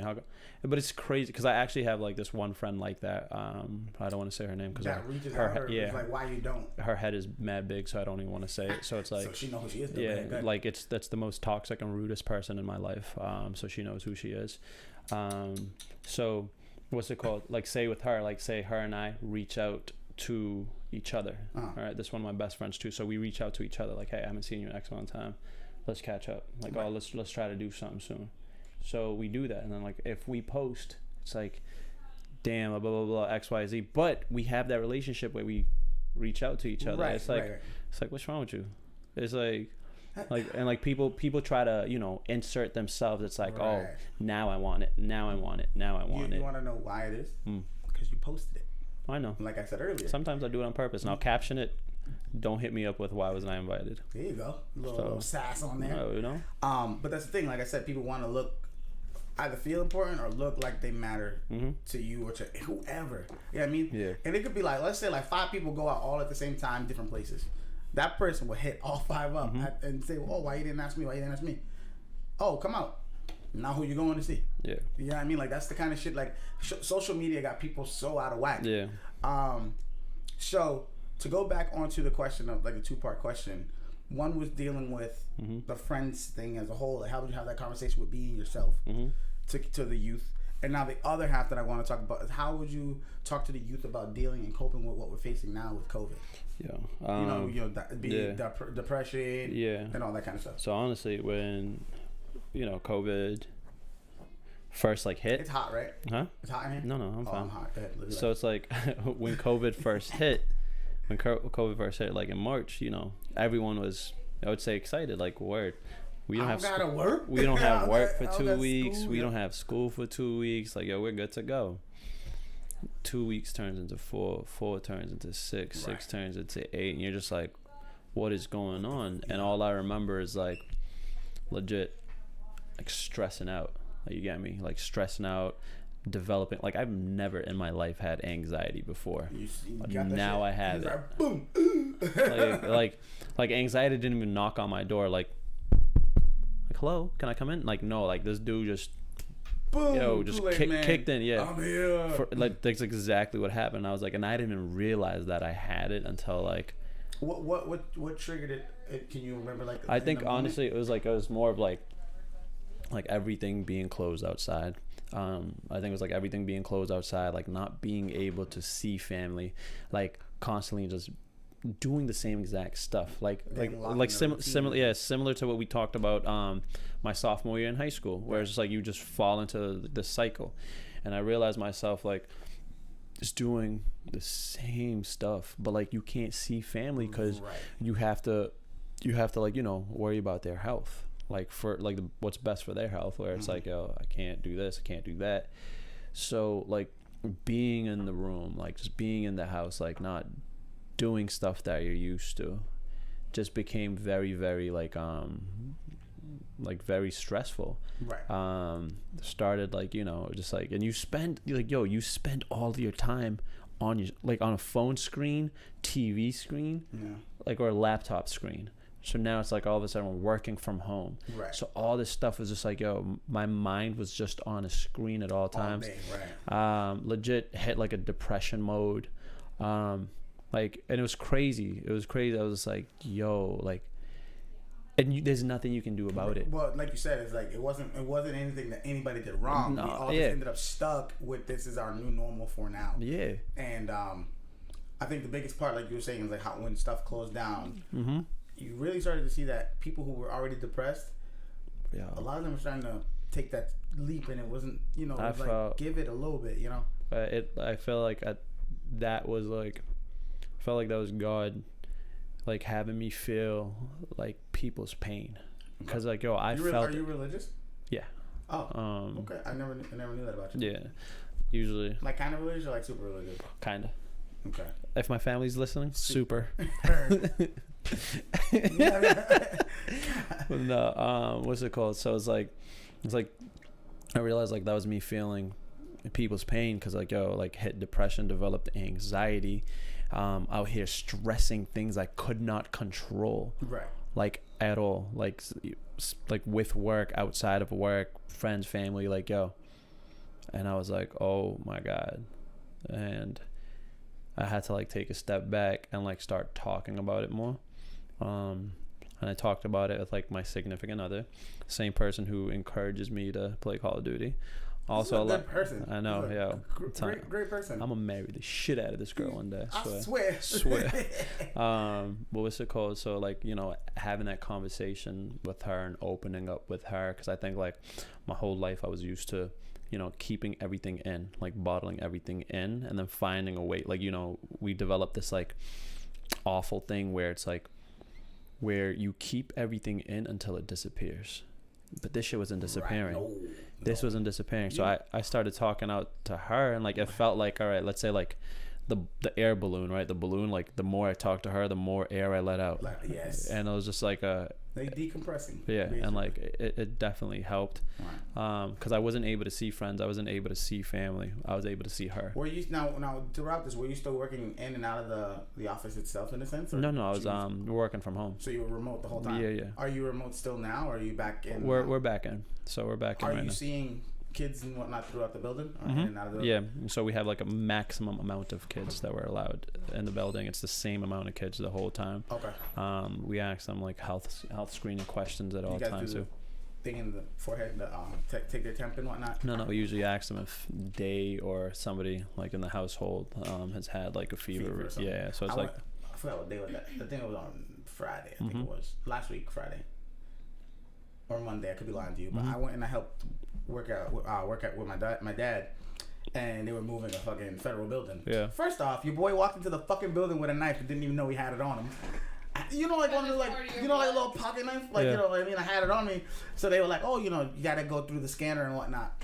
So when I first walked in the building, because we had already been working, and I was helping unload the truck, and then they were like wheeling it in, and it was one big heavy thing, and they told me to take it in from the beginning to the end. So I go walking in the building, and the dude literally goes like, "You haven't been inside yet," like over the top, kind of like extra loud, and he goes and like scans my head, and he asks me like 80 questions. All pertaining to the same thing. Yeah. Do you have a fever? Do you feel like you have a fever? Have you felt sick in the last couple of days? Yeah. Did you feel sick in the last couple of weeks? Did you go out, travel outside of the state? And if so, did you talk to your physician? All this kind of stuff. And every answer was no. So then I had to go through, you know, you put it through the x-ray conveyor belt shit and walk through the metal detector. And when I went to go clear it out, I realized I had the knife on my hip. So I put it in there like regular. Yeah. And the guy's like, do you need that? I was like, well, you know, I use it to like cut the ropes and cut the like plastic wrap so we could like set the stuff back up. He's like, do you need it? And I was like, no, I can leave it here with you. He's like, okay, good. So he takes it in the evidence bag, puts it in the back, and gives me like the ticket for the evidence bag. Oh God! And in my head, I was like, yo, that shit probably could have went real bad, right? 100%. Because if I tried to walk in and went through the metal detector with the knife on my hip, they would have been like, all right, why are you sneaking this in? Mm-hmm. So when we were there, I was saying this because of the whole interaction with like the forehead checking temperature. The temperature. The way that they did it was, I want to say it was kind of like cookie cutter, right? Where it was no real like, you know, you feel like you're dealing with a person. Now you feel like you're just a number, which is fine. And they were letting motherfuckers in and out that building though. It wasn't like I didn't feel like they were counting people and making people stand however much apart and whatnot as long as they had a mask on. Now for the kids, you guys could have a limited number. What about spacing? It was very spaced out. Like, let's say each staff is only allowed to have, I would say, 12 to 13 kids. Okay. Maximum. Every group is with, let's say, like if you have a sibling in that household, you're with that sibling. Okay, cool. So you're in the same group, you're with the same staff every single day. So it's like they're mostly there, honestly, they're there to do their schoolwork. Right. So it's like, because all the kids that we have there usually have online schooling, and it gives them an opportunity to do their school stuff right there with the club while their parents are able to go to work. Right. And like still do work. I was gonna say I was actually talking to her because like in her field they're impacted very heavily too. Is that a lot of these parents that have to work check to check in a sense, and I'm pretty sure it's a majority of us. They're almost asked out and stuck with this remote learning thing. Yeah. You know what I mean? And all the obviously like daycares and whatever else being closed. These parents are almost like their backs are to the wall. It's like, don't go to work and lose your job and can't provide for your family, or go to work and then you don't know what the fuck is happening with your kids. Yeah. You know what I mean? And most times they're not. Obviously, the parent is gonna figure out what they need to figure out for their kid. Yeah.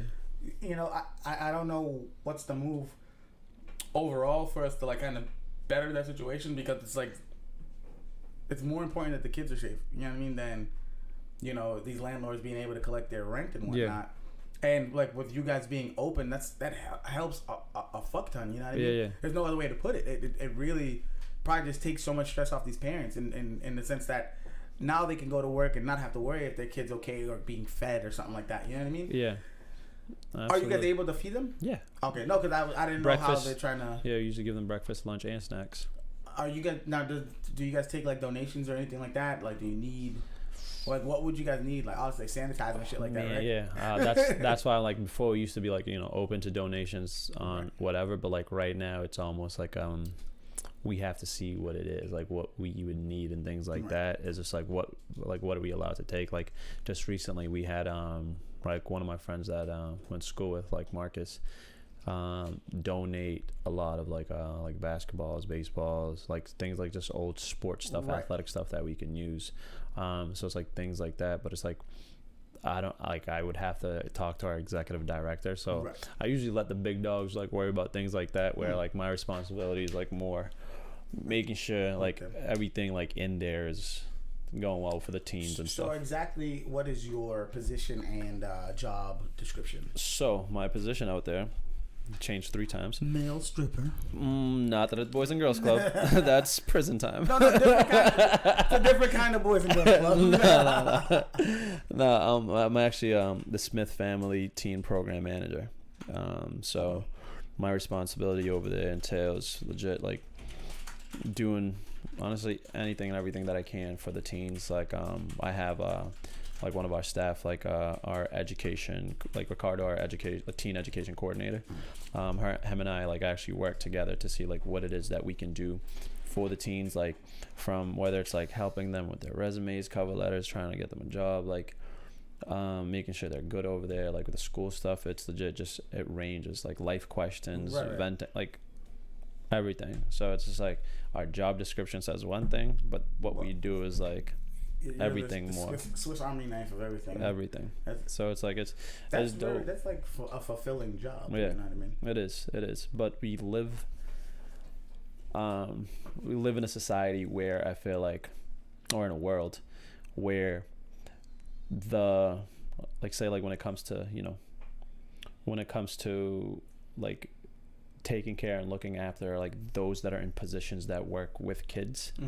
It's not really valued. We're more like, I feel like what's actually okay peanut gallery. Yeah, I feel like yeah, no, like realistically, like how like we legit have this thing that says like, oh, like children are future, children this, children but what that. are you really putting into that? You're not putting a goddamn thing like, okay, you're building a playground, that's cool and all that kind of stuff, but it's like we're not really looking after, let's say like the nonprofit organizations, the teachers, people that are in actual positions that work with these kids so heavily. Like they do the bare minimum for them and just be like, all right, like you'll get by. Like it is what it is because they're so used to like a high turnover, and that's a sucky position. So it's like that's why it's just like while you're there, like you just got to do the best that you can do and try to like have like an impact like on them.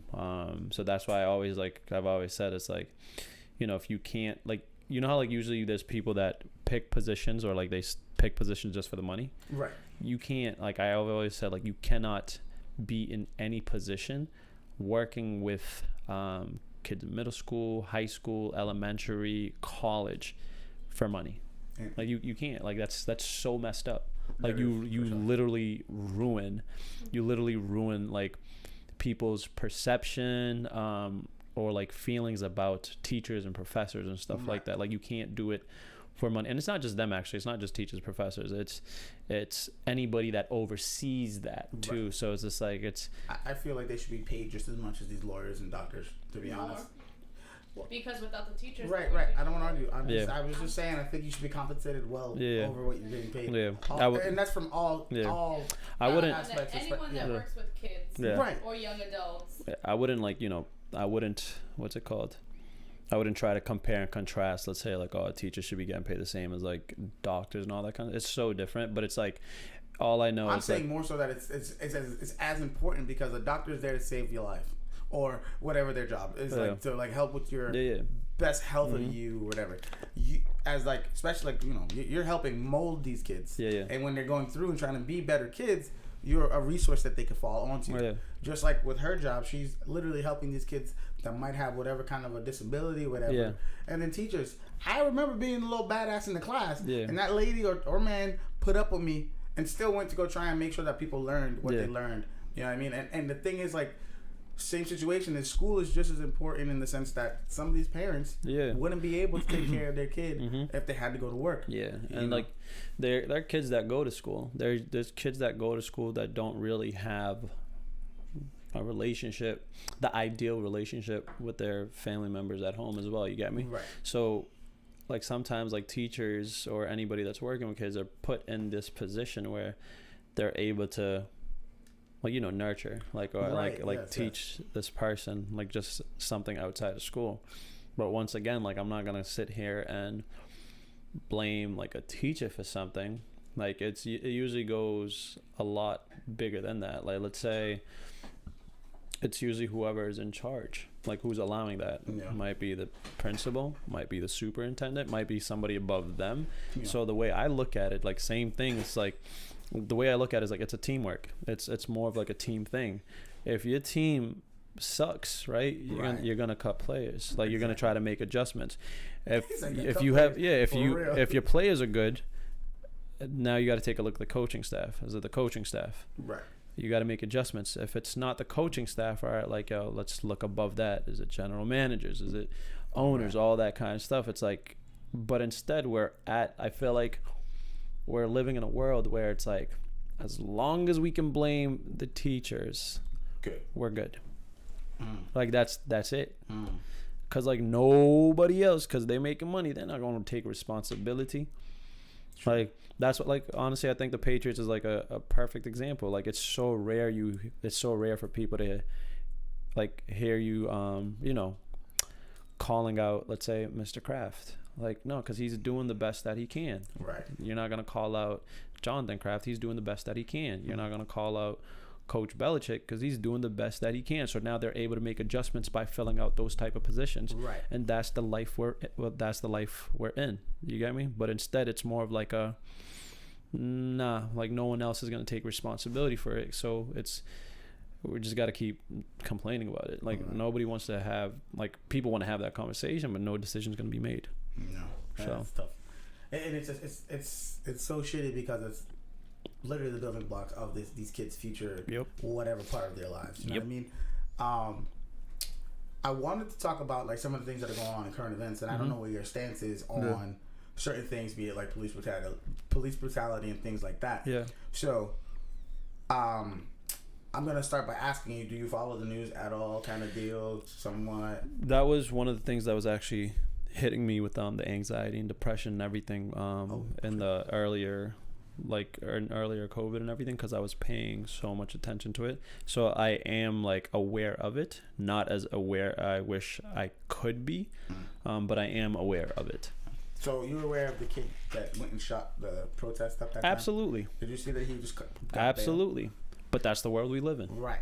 I want to say I'm surprised. I want to say you want to say I say like I want to say like oh my god yeah, like oh I'm surprised like I wish I could say like oh I'm surprised. I wish I could say I'm angry. I'm not. Right. Because once again, who's in charge?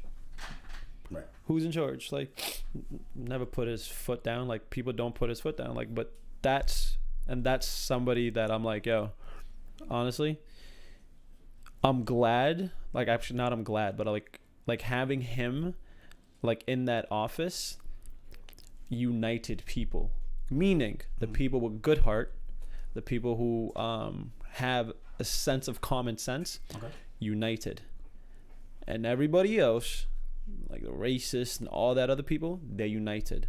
So he was able to do that. So that's the only thing I'm able to give him credit for. So with this dude make $2 million. So you only got to put up $200,000. $2 million for real. It's just like and he's free, and it's like, but once again, that's the country we've lived in. Because a perfect example, is just last week I learned something new that one of my teens brought to my attention in a conversation where America doesn't want to have that conversation. Because if they did, we would be learning about it in school. Say it all the time. We don't learn about that. One of my teens brought that to my attention. Don't learn about what part? Like, legit racism, right. Legit slavery. Like no, that. She word for word. This is a teenager that said, "No, we don't learn about slavery. We learn the history of it, and we learn that it's over." Right. But that's about it. This is my niece. 1 second. I'm almost done. I'll bring you your food soon. I promise. I'm live on the air right now. I love you. Bye. Yeah. So. But yeah. Yeah. We can. Yeah. So it's like. A little bit and then we'll wrap up. What were we saying? About 18 was saying that they heard about it. Yeah. So she like they learn about it in school, but they learn that it's over. It doesn't exist anymore. There's it's like there's no segregation and all that kind of stuff. But it's like you're not really going in depth because I think we learn about the Holocaust. We learn about everything Hitler did and everything. Right. So we learn about that. And then we're like, oh my God, like, yo, that's crazy. We can't believe they did all that. But we don't teach them what we did. Another one that'll surprise the shit out of you, and I'm pretty sure like a lot of people don't think about it. So in the eyes of history itself, right? When we're taught, they look at it in Africa, right? Sometimes they like they were in the books. They refer to how they were referred to back then. It would be used words like savage or whatever, right? Mm-hmm. Now, slavery existed everywhere in the world. Mm-hmm. True. But the original concept of slavery that was known to the world was that my tribe fought your tribe. And when we beat you, or if we lost, we were absorbed into the tribe. Now we're the same people. Right? Yeah. That's all across the world. That's how the initial definition and act of slavery happened. The difference is the way that white European created slavery was that they did it off of a different type of a people, and then they ostracized based off of skin color. You know what I'm saying? So the problem with it all in the conversation is that we always say like slavery happens all over the world. It's a cop-out when you use that in an argument, because I'm going to come with some facts. I'm going to come with some things to back it up and give you some pointers or like points to talk on. A lot of the times though, it's like, and I've been developing this argument quite for a little while, but tell me one thing or one tool that could spread the same message around the world. That's where slavery, that's where racism really comes from. And that's the they. Tell me one tool, like one way that the same message can go across the world.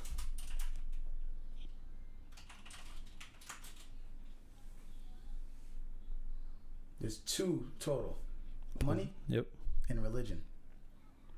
Those are the two ways that you can spread the same message across the world. Because everybody wants or needs money, and then everybody has some sort of a belief of some sort. And most of the time it falls into some sort of a branch of, Christianity or Catholicism or whatever. But in the end, even in the stories of the Bible and whatnot, they're all the books are mentioned. Yeah. You know, be it Muslim, the Quran, and all the other ones. Yeah. So with that, it's like, damn. So how does that's so rude? That was an accident. So whenever someone asks me the they or say to them, I say it's religion. As bad as it sounds. Because I know what money does to people. Yeah. You know what I mean? And for me, it's not saying like all religious people are in this boat. Yeah. But to spread that message, a lot of the times those people were what? Especially in America, they were the white Southerner, or white Christian Southerner, right? They went to church every Sunday and all that. They would tell us, go put on your Sunday suit, right? You go get all dressed up. Like that's what I'm saying. It's like that. It's so deep rooted in our history that it's right there. Yeah. How do you not know that that's what it is, right?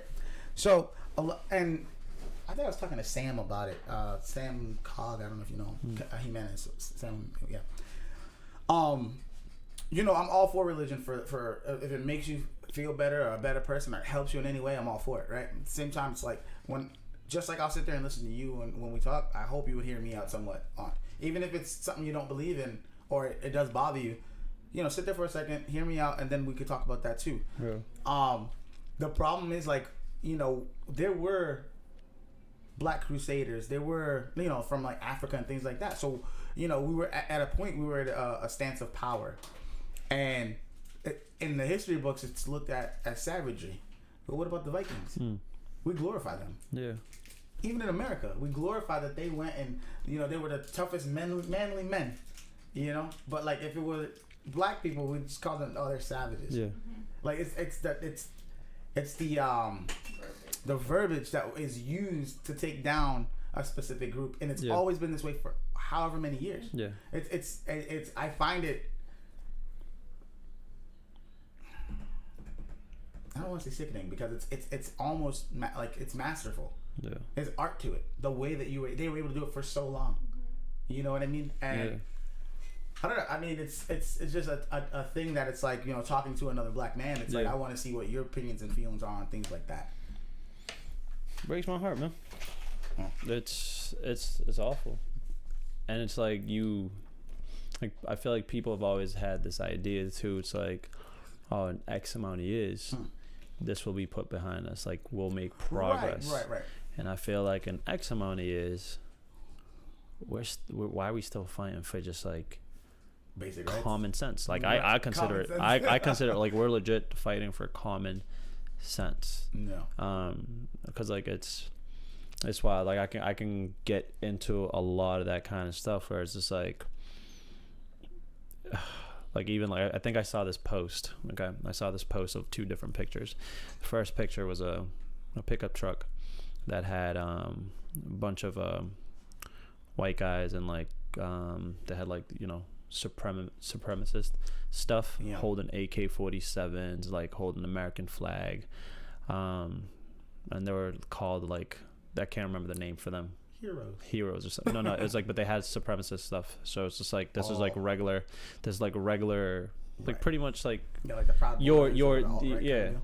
So that was one post, okay? Like right in the next picture, you have a pickup truck with you could say Muslims on it that have like, you know, Muslim men that have the like turban on their head, like long beard, holding AK-47s, listed as terrorists.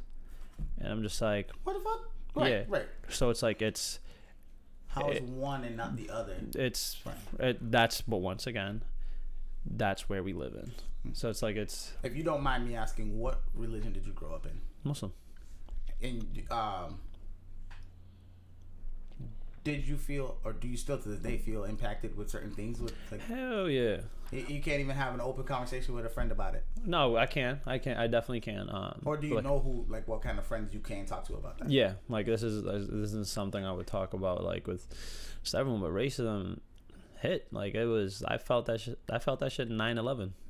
Yeah, right. I felt that shit in 9/11. Like, even enough. You was already black. No. So it's like traveling. Like even traveling for me changed. Going to airports changed. Right. Like just my first and last name. I'm like, goddamn. So it's like so it's just like you put up with it. Like you get me. Like it's once again, very unfortunate to say, it's the world we live in. Right. And by the world, I mean here. Literally. Right. And for us to be looked at as the ultimate power. Yeah. I'm like, for us to be that. And you said it earlier about saying like how people think it'll over time it'll go like smooth out. What kills me is when people say, "Oh, but we've come a long way." No, this is the first time I would say we're I don't even want to say the first time, but this is the first time that I've seen that I've been alive for that we're actually fighting for it. Where normally it's like, and I'm gonna say I've been guilty where it's like, you know, sometimes you sit back like our X amount of years would be over. But it's like this is the first time like we actually have people fighting for it, and then like traction. Yeah, and then like what kills me is like the people that are fighting for it, like say the people that are at top are getting the most hate for it. Like even I guess like some like I can't remember her name, a girl that got charged and got arrested for just like protesting. There's a lot of stuff that have been getting arrested for it. So it's just like damn, like it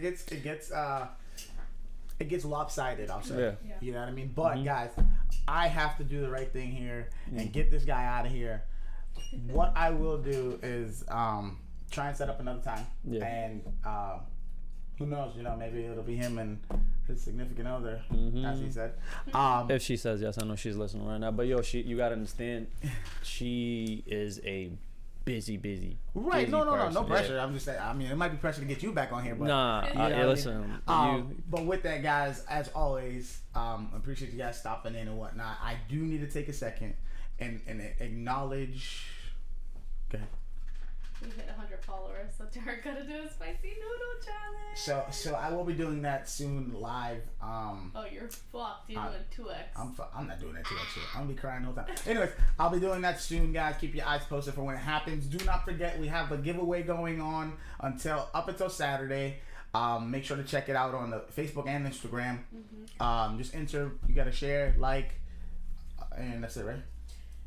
Like, share, comment. You got a microphone. They're talking. With that said, I appreciate you guys, inviting me here into your studio. I wasn't done yet. I had to give you yours individual. Go ahead. Do you think? I definitely do appreciate it. It's something that we talked about earlier too. Is like very humbled and very happy to be here and to be able to talk to you, catch up with you, talk about a lot of like you could say like my journey. I think like with what you're doing, with your starting right now is so dope. That there's legit only one way from here. It's like it's only up. Like what you're doing, we're trying. Yes, and it's like what you're doing is incredible because I feel like a lot of the stuff that we do, the toughest part is always the beginning. Right. The toughest part is always the beginning. And with like what you're doing, like the setup that you have right now, this is not like it's not a half-assed thing that you're using just like a mobile phone. Like you're actually investing and putting your time and efforts into it. Yeah. And honestly, bro, like I'm excited to see where this is gonna go for you and how it's gonna play out for you. Appreciate it, man. And I appreciate you coming through. You know, when I messaged you, I wasn't sure how it was gonna go. Yeah. Because I knew Hamza, like you said, we were like real tight around like 8th grade-ish, 7th, 8th grade, and then we kind of like went to high school, and then we were still like friends when we saw each other. Hey, what's up? But it's been a little while since we last saw each other, and I was like, I don't even know if this motherfucker gonna remember me. In general, because sometimes people play that game. Yeah. So I gotta say, I appreciate it and all that, and thank you for coming through, bro. Absolutely. Appreciate it. I'm excited to do this again, man. Yes, all right, guys, and with that, this has been another successful installment of the With All Respect podcast. Peace. All right, I'm gonna go.